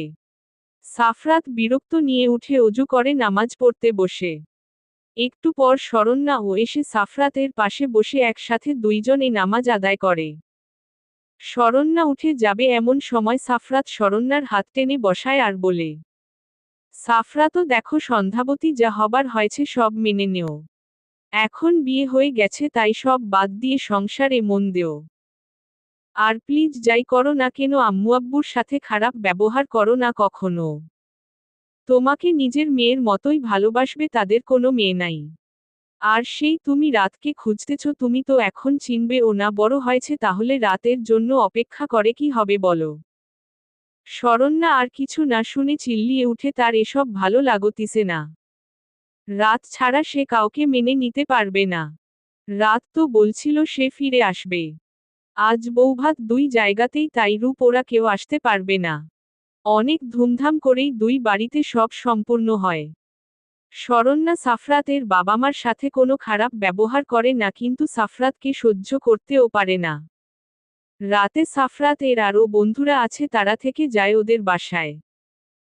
সবাই মিলে রাতে যখন আড্ডা দেয় তখন একটা মেয়ে এসে সাফরাতকে জড়ায় ধরে ফুপিয়ে কেঁদে উঠে আর বলে, সাফরাত তুমি এটা কিভাবে করতে পারলে বলো? তুমি তো বলছিলা আমাকে বিয়ে করবা, তাহলে কেন এই মেয়েটাকে বিয়ে করলে? তুমি কথা দিয়ে কথা রাখো না কেন? তুমি এই মেয়েটাকে ডিভোর্স দিয়ে দেও প্লিজ, আমি তোমাকে ছাড়া বাঁচব না। আমি শুনলাম এই মেয়েটা নাকি তোমাকে বর হিসাবে মানে না, তাহলে তাকে ডিভোর্স দেও প্লিজ আর আমাকে বিয়ে করো। শরণ্যা সেই দিকে তাকায়, চোখ নামায় নেয়। সাফরাত কি করবে বুঝে উঠতে পারতিছে না। মেয়েটা তার মামাতো বোন মিতু। তার থেকে 10 বছরের ছোট, মাই ক্লাস 10-এ পড়ে। ছোট থেকে সাফরাতের সাথে বেশি মিশত আর বলতো সাফরাতকে বিয়ে করবে। সাফরাত তখন বলতো বিয়ে করবে না।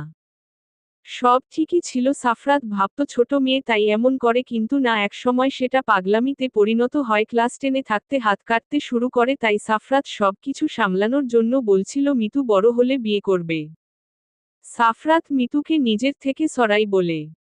সাফরাতও, মিতু এমন পাগলামি করিস না বনু। তুই বড় হচ্ছিস, বুঝার চেষ্টা কর। আর ও না, ওটা তোর ভাবি শরণ্যা নাম। ভাবি বলবি কেমন?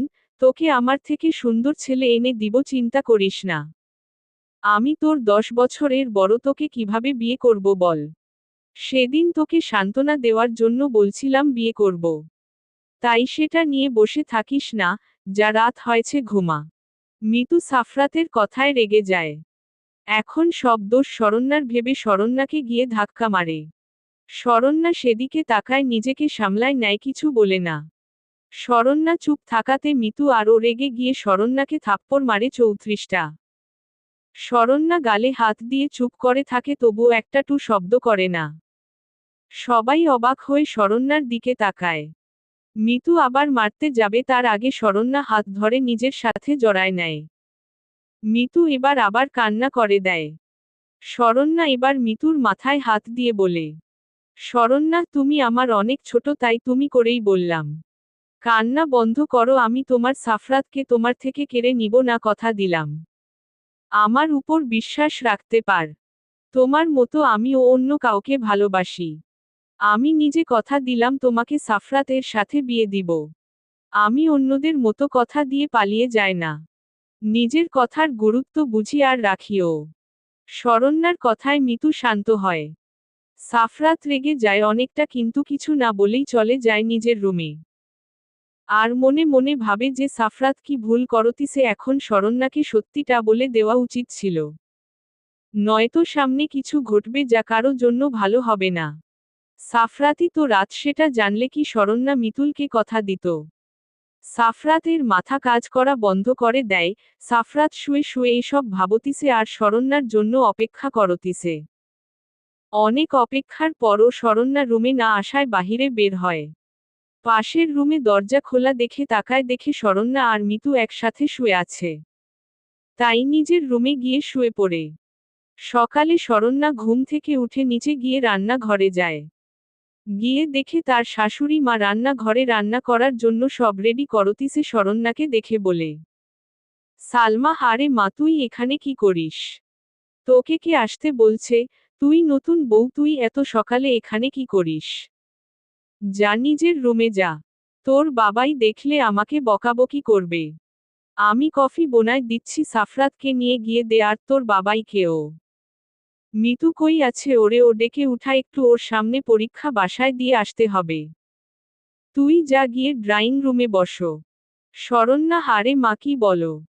তুমি না কাল বললা আমি তোমার মেয়ে, তাহলে নতুন বউ হলাম কিভাবে? আর ভালো লাগতিছে না রুমে বসে থাকতে, তাই তোমাকে হেল্প করতে চলে আসলাম। চিন্তা করো না, আমি সব রান্না করতে পারি।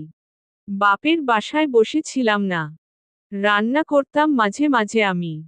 তাই সব শিখে নিয়েছি। তুমি এক কাজ করো, কি কি করব বলে দেও, আমি করে নিচ্ছি।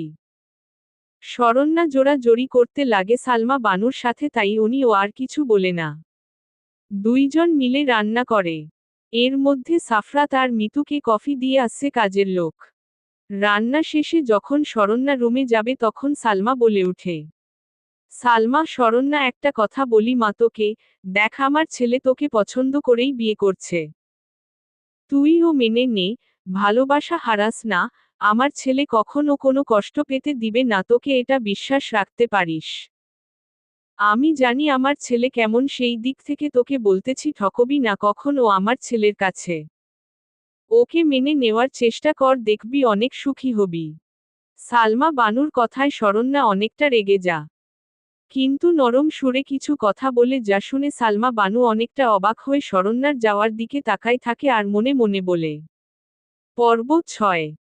সালমা, এই মেয়েটা কি পাগল হয়েছে? না, মানুষ ভালোবাসে ঠিক, কিন্তু এ ছোটবেলার ভালোবাসা নিয়ে পড়ে আছে।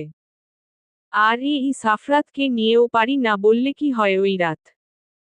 আর এই মেয়ে দিন দিন যে পাগলামি করতিছে, সাফরাত সত্যি কথা না বললে কোন দিন জানি এই বাড়ি ছেড়ে যাবে। শরণ্যা যাওয়ার আগে বলে যায় যে, শরণ্যা, আপনার ছেলে আমাকে যতই ভালোবাসুক আর পছন্দ করুক, আপনাকে একটা কথা বলে রাখি, আমি অন্য কাউকে ভালোবাসি। তাই প্লিজ এসব বিষয় নিয়ে আমি কিছু শুনতে চাই না।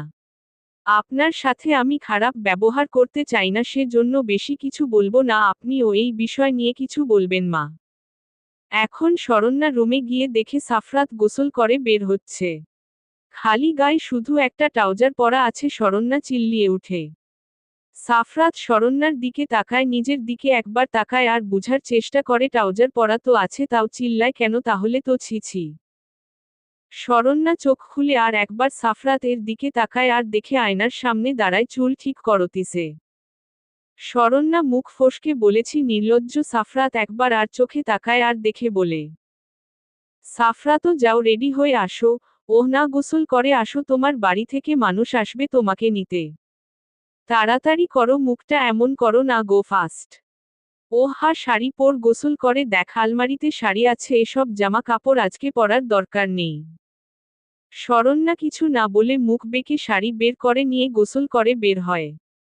শাড়ি পরতে পারে, সে জন্য কোনো অসুবিধা হয় না একাই শাড়ি পরে। শাড়ি পরে আয়নার সামনে দাঁড়ায় যখন কুচি ঠিক করে তখন পিছন থেকে সাফরাত রাগী সুরে বলে, আবারও সন্ধ্যাবতী সাদা শাড়ি পরছো, একবার বৃষ্টিতে ভিজে শরীর দেখাইছ, এমনকি শরীরের তিলটাও বাদ যায়নি দেখানোর। আজকপ আবার সাদা শাড়ি? শরণ্যা কথাটা শুনে তড়িঘড়ি ঘাড়ের জায়গাটা শাড়ি দিয়ে ঢেকে নেয়। আর রাগী চোখে সাফরাতের দিকে তাকায় বলে, শরণ্যা, হই আপনার সমস্যা কি? চোখ নিচে নামান। এই রকম নির্লজ্জের মতো মানুষের দিকে তাকায় আছেন কেন? ছি, লজ্জা করে না আপনার? ওয়েট, তার মানে সেই দিন আপনি ছিলেন? আমার কাছে যে কোটটা আছে সেটা আপনার? ওহ, কিন্তু তাই বলে শরীর দেখবেন? সাফরাত শরণ্যার এমন কথা শুনে জোরে হাসতে লাগে।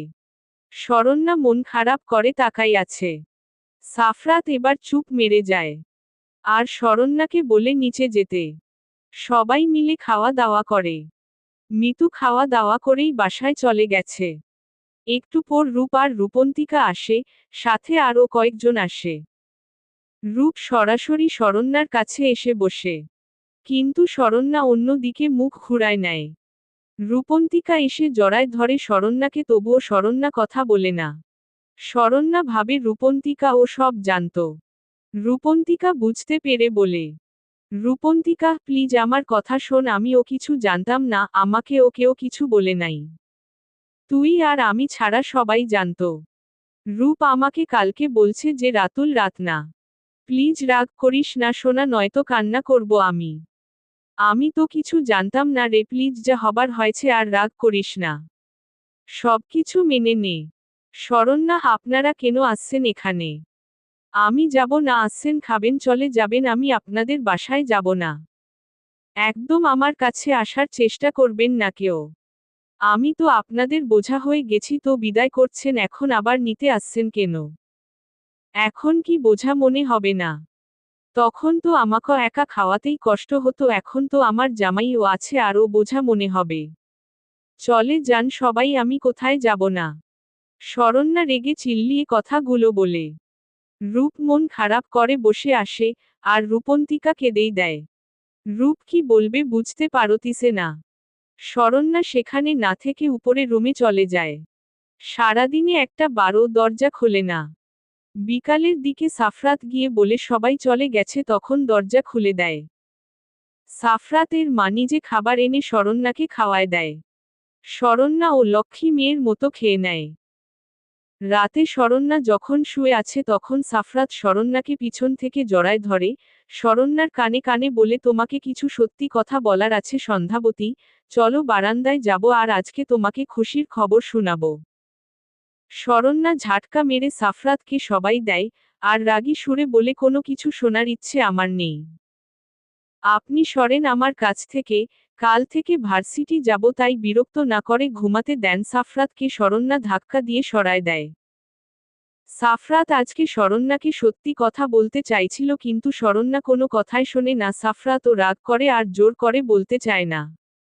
সাফরাত অন্য পাশ হয়ে ঘুমিয়ে পড়ে। আর শরণ্যা নীরবে কান্না করতিছে। সাফরাত বুঝতে পেরে ও কিছু বলে নাই, কি বলবে কিছুতে শোনে না শরণ্যা। আজ থেকে শরণ্যা কলেজে যাওয়া শুরু করছে। এভাবে 3 মাস কেটে গেল। মিতুর পরীক্ষাও শেষ হয়ে গেছে। মিতু আজকে আবার সাফরাতদের বাসায় আসছে আর সাফরাতের সাথে বিয়ের কথা বলে। কেউ রাজি না হওয়ায় শরণ্যা নিজে বলে যে বিয়ে দিবে ওদের। পরের দিন বাসার সবাই রাজি হয়। তবে শরণ্যা এবার কিছুটা অবাক হয়, যেখানে কেউ রাজি ছিল না সেখানে সবাই একসাথে কিভাবে রাজি হয়। শরণ্যা আর গুরুত্বও দেয় না। আরও 1 মাস পর বিয়ে, এই 1 মাস মিতু এখানেই থাকবে। রাতে শরণ্যা যখন ঘুমাতে যায় তখন দেখে সাফরাত নিচে শুয়ে আছে। শরণ্যা কিছুটা অবাক হয়। তাই বলেই বসে, শরণ্যা কি ব্যাপার, আজকে নিচে শুয়ে আছেন কেন? হঠাৎ এত পরিবর্তন কিভাবে বলেন তো? উপরে শুয়ে পড়েন, অসুস্থ হয়ে পড়বেন কয়দিন পর, আবার আপনার বিয়ে। বিয়ের আগে অসুস্থ হলে তো সমস্যা, তাই না? বউয়ের সাথে রোমান্স করতে পারবে না। এক বউ তো রোমান্স করতে দেই নাই। আর এক। শরণ্যা আর কিছু বলতে পারে না। সাফরাত চিল্লিয়ে উঠে। শরণ্যার ননস্টপ বকবক শুনতে তার ভালো লাগতিছে না। সাফরাতের ঝাড়ি খেয়ে শরণ্যা ভ্যা ভ্যা করে কেঁদে দেয়। তারপর চোখ মুখে সাফরাতের কাছে গিয়ে হাতে কামড় দেয়। সাফরাত মুখ ফসকে বলে ছোটবেলার শোকভাব এখনও গেল না। শরণ্যা ভ্রু উঁচু করে সাফরাতের দিকে তাকায়। সাফরাত শরণ্যাকে ধাক্কা মেরে সরায় দেয়। শরণ্যা কিছু না বলে বিছানায় শুয়ে পড়ে। পরের দিন সকালে শরণ্যা দেখে সাফরাত আর মিতু দুইজন মিলে হেসে হেসে গল্প করতিছে। শরণ্যা বিরক্ত হয়ে রুমে যায়। সাফরাত সেদিকে তাকায়, মুচকি হাসে। রাতে 11টার সময় সাফরাত রুমে আসে। তখন শরণ্যা মায় সাফরাতের ডায়েরিতে হাত দিতে গেছিল, সেটা দেখে সাফরাত শরণ্যার গালে 2টা চড় বসায়। শরণ্যা অবাক হয়ে সেদিকে তাকায় আছে। সাফরাতও, তোমার সাহস হয় কিভাবে আমার ডায়েরিতে হাত দেওয়ায়? তুমি আমার ওয়াইফ না, কয়দিন পর ডিভোর্স তো দিয়ে দিব, তাই এই অধিকার আমাকে দেখাতে এসো না।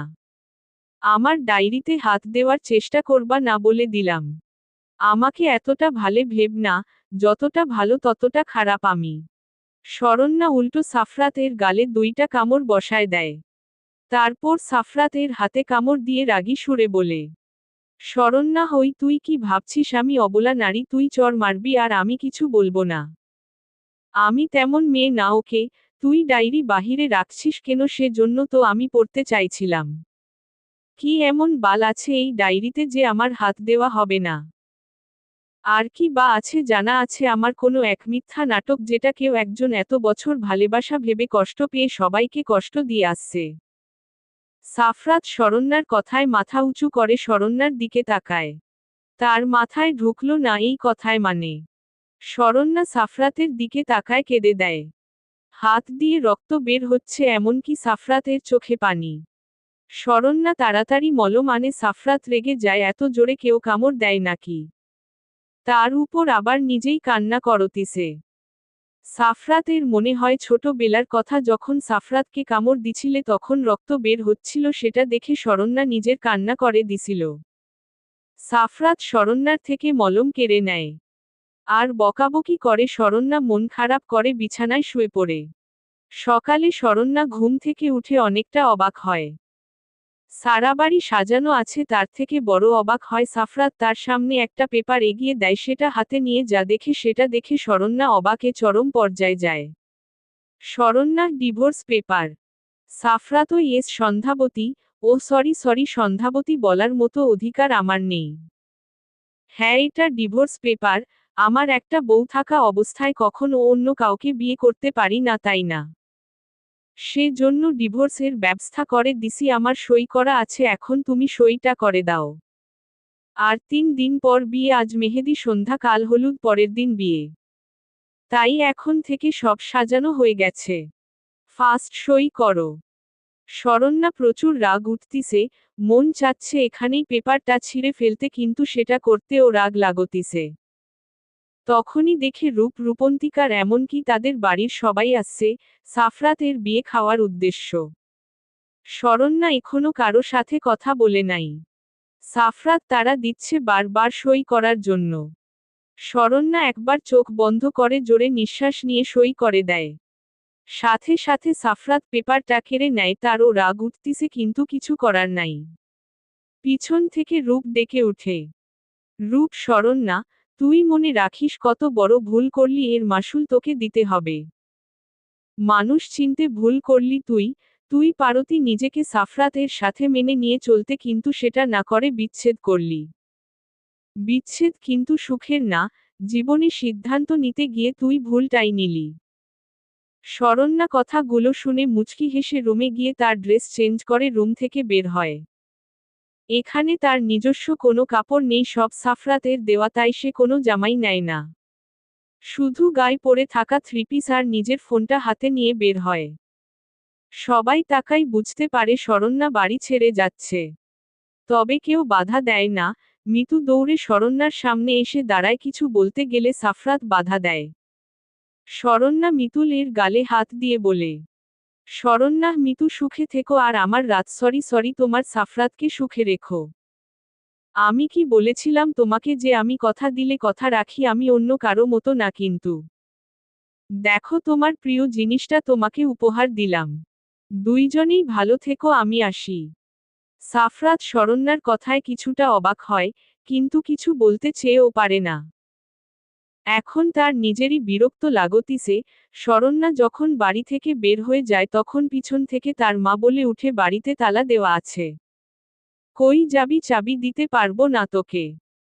বাসায় কেউ নাই, তাই এখানেই থাক, একসাথে বিয়ে খেয়ে যাব আমরা। শরণ্যা পিছন ফিরে তাকায়, চলে যেতে লাগে, তখন কি মনে করে আবার পিছন ফিরে আসে আর বলে, শরণ্যা, মনে রাখবেন আপনাদের সাথে আমার সম্পর্ক সেদিন শেষ করছি যেদিন আমার বিরুদ্ধে আমাকে বিয়ে দিছেন।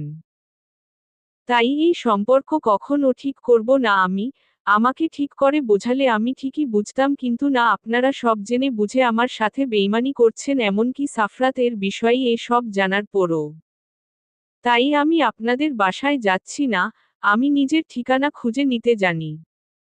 ভালো থাকবেন আর কখনো দেখা হবে না আপনাদের সাথে।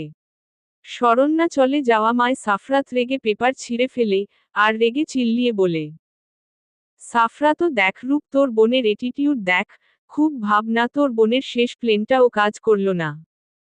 তোর বোন তো এই বাড়ি ছেড়ে চলে গেল, এখন কি হবে? আমার মাথা কাজ করা বন্ধ করে দিছে। এসব আর ভালো লাগতিছে না। আমার ভাবতেও অবাক লাগছে যে এই মেয়ের সাথে আমি ছোটবেলায় 5টা বছর সময় কাটাইছি। এটা কি সেই মেয়ে? এমন জেদি ছিল না কখনো। মন চাচ্ছে এখনই ওরে গলা টিপে মারি, শয়তান মেয়ে একটা। রূপ কুল, বেবি কুল, সব ঠিক হবে, চিন্তা করিস না, আর দোষ তোর। তোকে বারবার বলছিলাম যে শরণ্যা এক কথার মানুষ, ও রাত ছাড়া কিছু বোঝে না। আর তুই কি না, তোরও এটিটিউড কম না। তুই বলতে পারতিস যে তুই রাতটা না করে কি করলি যে তোকে যেন নিজে চিনে নেয়।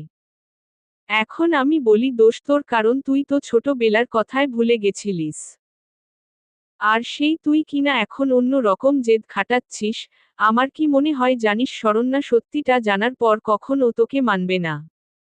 সাফরাতও ওই বালকোন সত্যি, হ্যাঁ মানলাম, আমি মনে রাখি নাই ছোটবেলার কথা। ছোটবেলার প্রতিশ্রুতি, কিন্তু সে জন্য কি আমার দোষ নাকি আমি শহরে আসার পর সব ভুলে গেছিলাম? সেদিন আমার ছবিটা দেখে আমার সব মনে পড়ে। কই তোর বোনেরও দোষ আছে, সে নাকি রাতকে ভালোবাসে, তো চিনতে পারলো না কেন আমাকে বল। আর ও কখনো জানবেই না যে আমি সব ভুলে গেছিলাম, কখনো বলবো না ওরে, বলবো আমি দেখতে চাচ্ছিলাম যে ও রাতকে কতটা ভালোবাসে। জাসর নেক্সট প্লেন কর, নয়তো লাত্তি খাবি সবাই। কারণ আমার সন্ধ্যাবতীকে ডিভোর্স দিয়ে দিলাম তোদের প্লেন মতো। সন্ধ্যাবতী 7। রূপ তোর কপাল খারাপ হতে পারে, সন্দেহ নাই।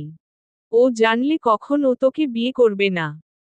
কারণ ও যাকে সেই ছোটবেলা থেকে ভালোবাসে সেই তাকে ভুলে গেছে, এটা জানলে ওর কতটা খারাপ লাগবে তুই জানিস। যদি হতো তুই বিয়ের সময় ওরে পরিচয় দিয়ে বিয়ে করছিস, তাও হয়তো মেনে নিত, কিন্তু তুই সেটাও করিস নাই।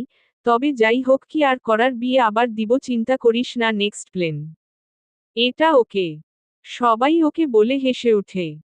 মিতু মন খারাপ করে বসে থাকে। সাফরাত গিয়ে হালকাভাবে মিতুকে জড়াই নিয়ে বলে, সাফরাতও ব্যাপার কি, আমার ছোট বউ দেখি রাগ করে আছে। আমার ছোট বউ দেখি অনেক বড় হয়েছে, বুঝতে শিখেছে। বউ মন খারাপ করে থেকো না কেমন, তোমার জন্য রুমে অনেক চকলেট আছে, যাও খেয়ে নেও। ওহ না, সকালে তো কেউ খাওনি, আগে খাও যাও। সবাই মেহেদি অনুষ্ঠানে ব্যস্ত হয়ে পড়ে। আর শরণ্যা 3 দিনের জন্য একটা হোটেল রুম বুক করে। তার কাছে টাকা ছিল, সেটা দিয়েই, আর মাঝে মাঝে সাফরাত টাকা দিত, সেটা নিজের কাছে রেখে দিত। শরণ্যার চিন্তা, সাফরাত এর বিয়ের পর সে এখান থেকে চলে যাবে। সাফরাত আগের বার মেহেদি লাগাই নাই, আর দূরের আত্মীয়কেও দাওয়াত দিছিল না, কিন্তু এবার সব অনুষ্ঠানের আয়োজন করা হয়েছে। আর সবাইকে দাওয়াত দেওয়া হয়েছে। যে বউ সেই নাই, আর এখন এরা মজা আড্ডা ঠাট্টা নিয়ে ব্যস্ত। রাতে সাফরাত ঘুমাতে যাওয়ার সময় ডায়েরিটা বের করে, একবার চোখ বোলায় আর মনে মনে ভাবে, সাফরাত, সেদিন যদি এই ডায়েরিটা তোর হাতে পড়তো, তাহলে যে সব তুই জেনে যেতিস সন্ধ্যাবতী। কারণ আমি তোদের বাসা থেকে আসার পর সব কাহিনী এখানে লিখে রাখছি, তার থেকে বড় কথা, আমি তোকে ভুলে গেছিলাম সেটাও এখানে লিখা আছে, এর জন্য আমি আমার সন্ধ্যাবতীর গায়ে হাত তুলতে বাধ্য হচ্ছিলাম। সেদিন আমার সন্ধ্যাবতীর কতটা কষ্ট হচ্ছিল সেটা আমি জানি, কিন্তু কিছু করার ছিল না আমার। আমাকে মাফ করে দিও সন্ধ্যাবতী, যতটা কষ্ট দিয়েছি তার থেকে বেশি ভালোবাসি তোমাকে। আর আগলে রাখতে চাই আমি। আর মাই কয়টা দিন, এবার আর ভুল করব না, আগলে রাখবো তোমাকে, সব সত্যি বলে দিব। সকালে সাফরাত ঘুম থেকে উঠে নিচে গিয়ে দেখে সব আত্মীয় চলে আসছে। রাতে হলুদ অনুষ্ঠান, এখন সবাই মিলে নাচগান করতে লাগে। সবাই হেসে হেসে কাজ করতে শুরু করে, এবার অফিসের কিছু মানুষকেও ইনভাইট করা হয়েছে। রাতে সাফরাতের হলুদ সন্ধ্যা কমপ্লিট হয়ে যায়। কাল সন্ধ্যা বিয়ে হবে। আর এবার বৌভাত করবে না। পরের দিন বিকালে সাফরাত চিন্তায় আছে, তাকে তো শরণ্যা পছন্দ করে না, তাহলে কি তাদের প্লেন কাজ করবে? এদিকে রূপ তাকে চিন্তা করতে বারণ করে আর বলে, এই প্লেন কাজ না করলে এই প্লেন কাজে আসবে। এবার সাফরাত ফিক করে হেসে দেয়। তার আর চিন্তা নাই। অপরদিকে শরণ্যা মনে মনে বলতিছে, শরণ্যা, রাত আমার রাত, তুমি সত্যি কথা দিয়ে কথা রাখো না, না হলে কি কাছে থেকে ও বেইমানি করতে বলো? আমার রাত তো এমন ছিল না। রাত না, সরি, হ্যাঁ সাফরাত, তোমার ও তো নিশ্চয় এতক্ষণে বিয়ে হয়ে গেছে, তাহলে তাহলে আমার বেঁচে থেকে বাকি লাভ বলো। শরণ্যা নতুন একটা ব্লেড বের করে, চোখ বন্ধ করে বাম হাতে একটা টান দেয়। চোখ খুলে দেখে রক্ত পড়তিছে, তবে এতটা ও গভীরভাবে কেটে যায় নাই বুঝতে পারলে। আবার একটা জোরে টান দেয়, রক্তের ছিটা এবার গড়িয়ে পড়তে লাগে। সাথে চোখের পানি, আর একটা টান দিবে তার আগেই ফোন বেজে ওঠে। ফোনের দিকে তাকাই, দেখে একের পর একটা ফোন আসতে লাগছে, প্রায় 20+ ফোন হয়ে গেছে। একবার হাতের দিকে তাকাই, ফোনটা কাপা কাপা হাতে উঠায়, রূপের নাম্বার থেকে ফোন আসছে। ফোনটা ধরে কানে রাখা মায় রূপের কথা শুনে ফোনটা হাত থেকে দূরে ছিটকে পড়ে। শরণ্যা যখন ফোনটা রিসিভ করে কানে দেয়, তখন ওই পাশ থেকে কান্না সুরে ভেসে আসে। রূপ, শরণ্যা, তুই কই আছিস? যত তাড়াতাড়ি সম্ভব সাফরাতদের বাসায় আয়, সাফরাত অ্যাক্সিডেন্ট করছে হয়তো। শরণ্যার আর কিছু শোনে না, তার আগেই হাত থেকে ফোনটা পড়ে যায়। সাফরাত। সাফরাতের কিছু হলে তো সে বাঁচবে না, বড্ড ভালোবাসে যে তার রাতকে।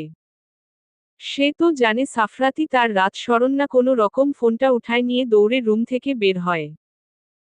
তেমন কিছু নাই হোটেলে তার, তাই কিছু না ভেবে দৌড় দেয় রাস্তায়। তার যেন গাড়ির জন্য দেরি করতেও প্রাণ বের হয়ে যাচ্ছে।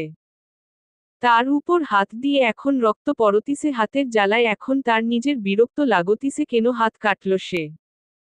এইদিকে রূপ ফোন কেটে যাওয়ায় কিছুটা ভয় পেয়ে যায় আর ভাবতিছে শরণ্যা কি বুঝে গেল যে এটা মজা ছিল।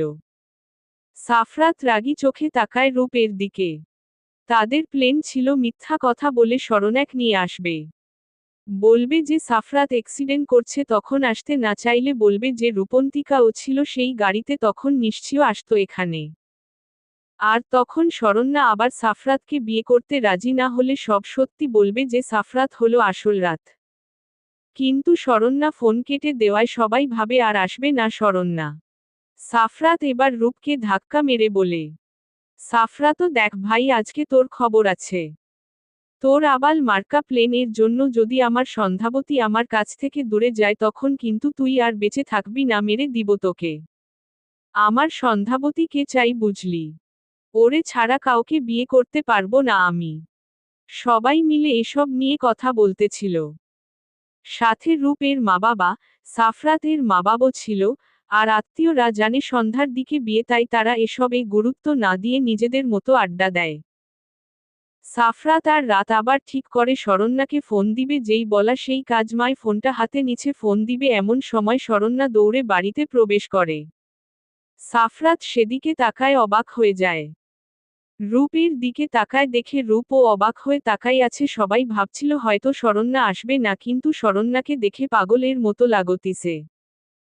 শরণ্যা দৌড়ে সাফরাতের কাছে এসে জড়ায় ধরে হাউমাউ করে কান্না করে দেয়। সবাই যেন কোনো ঘোরের মধ্যে আছে, যে মেয়ে কিনা সাফরাতকে পছন্দ করে না সেই অ্যাক্সিডেন্ট এর খবর শুনে দৌড়ে চলে আসছে। শরণ্যা সেই কখন থেকে কেঁদে যাচ্ছে। এবার সাফরাত বুঝতে পারে তার পিঠে কিছু পড়তিছে। শরণ্যাকে ছাড়িয়ে নিয়ে সামনে এনে চমকে উঠে শরণ্যার হাত দিয়ে রক্ত পড়তিছে। সবার এতক্ষণে ধ্যান ভাঙে। রূপ তাড়াতাড়ি ফাস্ট বক্স আনে শরণ্যা হাত বেন্ডিজ করে দেওয়ার জন্য, কিন্তু শরণ্যা হাত দিতে দেয়। এবার শরণ্যা কিছুটা নীরব হয়ে ভালোভাবে সাফরাতকে লক্ষ্য করে। এবার বুঝতে পারে এটাও প্লেন ছিল। তাই শরণ্যা রেগে চিল্লিয়ে বলে, শরণ্যা কুত্তার বাচ্চা, তোর সাহস হলো কি করে আমাকে এত বড় একটা মিথ্যা কথা বলার? জামর বেঁচে আছিস কেন? আমি তোকে মেরে ফেলবো। তুই জানিস না তোর কিছু হলে আমি বাঁচব না? তুই কি ভাবছিস আমি আমার রাতকে চিনতে পারবো না, তাই না? তুই আমার রাত, সেটা আমি খুব ভালো করে জানি। তুই নিজের মুখে স্বীকার করতেছিস না দেখে রাগ করে বাড়ি ছেড়ে গেলাম, তার উপর বিয়ে করতে রাজি হচ্ছিস। এখন আবার কিসের নাটক শুরু করছিস? তুই বেঁচে আছিস কেন, মর যা। শরণ্যা রেগে সাফরাতের গলা চেপে ধরে।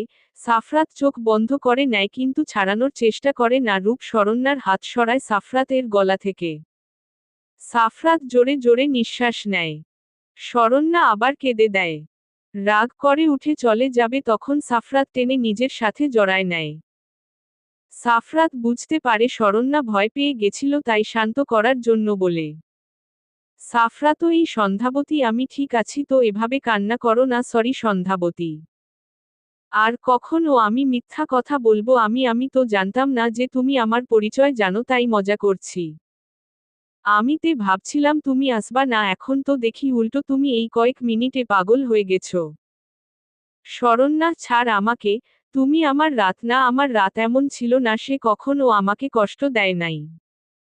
তুরিমি আমাকে একটুও বোঝো না, আমাকে রেখে অন্য কাউকে বিয়ে করে নিতাছ। হয়তো বিয়ে হয়ে গেছে এতক্ষণ। আমি জেনে বুঝে তোমার বিয়ে দেওয়ার কথা বলছিলাম, যাতে সত্যি বলো না, সেটাও বলো নাই। তাই আমি কথা দিয়েছিলাম যে তোমার আর মিতুর বিয়ে দিব, সেটা রাখার জন্য তোমাকে বিয়ে করতে রাজি হলাম, যাতে এত বোকা কথা দিলে কথা রাখতে হয় না। তুমি উল্টো আরও বিয়ে করার জন্য লাফাচ্ছিলে। শরণ্যার কথায় সবাই হেসে দেয়। এবার সাফরাত বলে, সাফরাতও দূর পাগলি, আমরা প্লেন করে বিয়ের আয়োজন করছিলাম। আর ডিভোর্সটাও প্লেন ছিল সব যে তোমাকে এবার তোমার মতে বিয়ে করব। আর মিতুর কথা বলতিছ ওরে আমি বুঝাইছি ওর পরীক্ষার পর যেদিন আমাদপর বাসায় আসে সেদিন। ফ্ল্যাশব্যাক। মিতু যখন সাফরাতের সাথে দেখা করার জন্য আসে তখন সাফরাত অনেক বুঝে শুনে মিতুর কাছে যায়। আর মিতুর পাশে বসে বলে, সাফরাত মিতু তোকে একটা কথা বলি শোন। তোর ভাবি মানে শরণ্যা ও আমাকে ছোটবেলা থেকে ভালোবাসে মানে রাতকে। তারপর আমি শহরে আসি তাই আর ও আমাকে পায় না কিন্তু ও সেই ছোটবেলার রাতকেই ভালোবাসে যার জন্য আমাকে মেনে নেয় না স্বামী হিসাবে। তুই দেখ তোর ভাবি এখন ও আমাকে পাগলের মতো ভালোবাসে। ভালোবাসা জোর করে নাই ভালোবেসে আদায় করতে হয়। তুই কিন্তু আমাকে ভালোবাসিস না এটা তোর আবেগ আর জেদ নাহলে দেখ কখনো জেদ করতিস না। তুই বল তোকে কেউ ভালোবাসে না তার পিছনে পড়ে থেকে তোর কি লাভ তুই তো আমার বোন হস তাই না? আচ্ছা তোকে বোন বললে রাগ করিস সেটাই তো তাই না এবার ছোট বউ বলে ডাকবো কেমন? মিতু ধন্যবাদ ভাইউ, হিহি থুকু জামাই। এভাবে বোঝানোর জন্য। সরি ভাইয়া তোমাকে অনেক জ্বালাইছি আর জ্বালাবো না এবার ছোট বউ হিসেবে জ্বালাবো হিহিহি। আচরণ ভাইয়া একটা প্লেন করি তুমি আমাকে বিয়ে করতে চাও মানে ভাবিতে তোমার সাথে আমার বিয়ে দিতে চাইবে প্রথমে রাজি হবা না পরে রাজি হবা। আমরা ভাবির সাথে গেম খেলবো। পরে বিয়ের দিন ভাবিকে তুমি বলবা তুমি রাত তারপর তোমরা আবার বিয়ে করবা কারণ তখন আমি বিয়েতে ছিলাম না আনন্দ করতে পারিনি প্লিজ প্লিজ। বর্তমান সাফরাত বলতে লাগে। সাফরাতও তাই আমি ও আর না করতে পারিনি ওর কথা রাখার জন্য এসব প্লেজ বোঝলে। আর তুমি হাত কাটবা সেটা কে জানতো কি অবস্থা হয়েছে হাতের বলতো। এমন পাগলামি কেউ করে নাকি? আর তুমি যখন জানতে তে আমাকে বলো নাই কেন আর কবে জানতে পারছো যে আমি রাত? সাফরাত আর ও কিছু বলতে যাবে কিন্তু তার আগে একটা চরের শব্দে সে দিকে তাকায় যে কে কাকে চর মারছে। সাফরাত সে দিকে তাকায় অবাক প্লাস ভয় পেয়ে যায়। আর ঢোক গিলে উঠে পড়ে পালানোর জন্যা কারণ চরটা। সন্ধ্যাবতী ৮ শেষ পর্ব। চরটা শরণ্যা মারছে তাও আবার রূপের গালে। সাফরাত ভালোভাবেই জানে শরণ্যা যদি রূপকে মারতে পারে তাহলে তাকে কামড় দিয়ে শেষ করবে এই ভেবে সাফরাত উঠে দৌড় দেয় নিজের রুমে। এই দিকে শরণ্যা রেগে আছে রূপ ফোন দিয়ে মিথ্যা বলল কেন? যার কারণে ছোট হয়ে রূপের গায়ে হাত তুলছে। রূপ বোকার মতো তাকায় আছে শরণ্যা দিকে। রূপ কিছু বলতে যাবে তার আগে শরণ্যা পাশ থেকে একটা লাঠি উঠায় নেয়, সেটা দেখে রূপ ভৌ দৌড় মারে। এবার শরণ্যা ফিরে মিতুর দিকে তাকালে মিতুও দেই এক দৌড়। রূপন্তিকা ভাবতিসে সে কি করবে বেচারা ভয় কেঁদে দেয়। এবার সবাই পেট চেপে হাসতে শুরু করে। শরণ্যা ও এবার হেসে দেয়, হাসতে হাসতে নিচে বসে পড়ে। কিছুক্ষণ পর সাফরাত উকি দিয়ে দেখতিসে যে নিচে সব নীরব হয়েছে নাকি। দেখে সবাই বসে গল্প করতিসে তখন সাফরাত নিচে আসতে যাবে সেই সময় রূপও নিচে আসতেছিল দুইজন ধাক্কা লেগে ধরাম করে নিচে পড়ে, সবার মাঝে আর এক দফা হাসির রোল পড়ে যায়। সাফরাত আর রূপ দুইজন দুইজনকে বকাবকি করে নিচে এসে সবার সাথে বসে। রূপ ওই কাজী সাহেব আসছে চল আগে তোদের বিয়েটা দেওয়া হোক। বাহ কি ভাগ্য দুইবার তোরা বিয়ে করতেছিস। আহা আমি যদি পারতাম। আচ্ছা সব পরে আর শরণ্যা এখন বেঁকে না বসে যা সেজেগুজে আয় পার্লারের লোক আসছে তাড়াতাড়ি কর সাফরাত তুইও যা রেডি হয়ে আয় আর কেউ বাদরামি করবি না। শরণ্যা আর সাফরাত লক্ষ্মী ছেলে মেয়ের মতো উঠে চলে যায়। তারপর রেডি হয়ে বিয়ের জায়গায় আসে, আবারও নতুন করে বিয়ে উঠালো হয়। এবার অনেক ফটো শ্যুট করা হয়। আত্মীয়রা সবাই রাতেই বাসায় চলে গেছে। সবাই ড্রয়িং রুমে বসে আছে সবাই আজকে অনেক হ্যাপি সেখানে সাফরাত আর শরণ্যাও আছে। তখন শরণ্যাকে রূপন্তিকা বলে। রূপন্তিকা শরণ্যা এটা বল যে তুই কি ভাবে জানতে পারলি যে সাফরাত ভাইয়া তোর রাত? কারণ আমি নিজেও জানতাম না এটা। ভাইয়ার মেহেদি অনুষ্ঠানের দিন জানতে পারছি সবাই জানতো জেনে তোর সাথে বিয়ে দিছিল জানিস না আমাকে বলে নাই। কারো সাথে কথা বলবো না রে আমরা কেমন?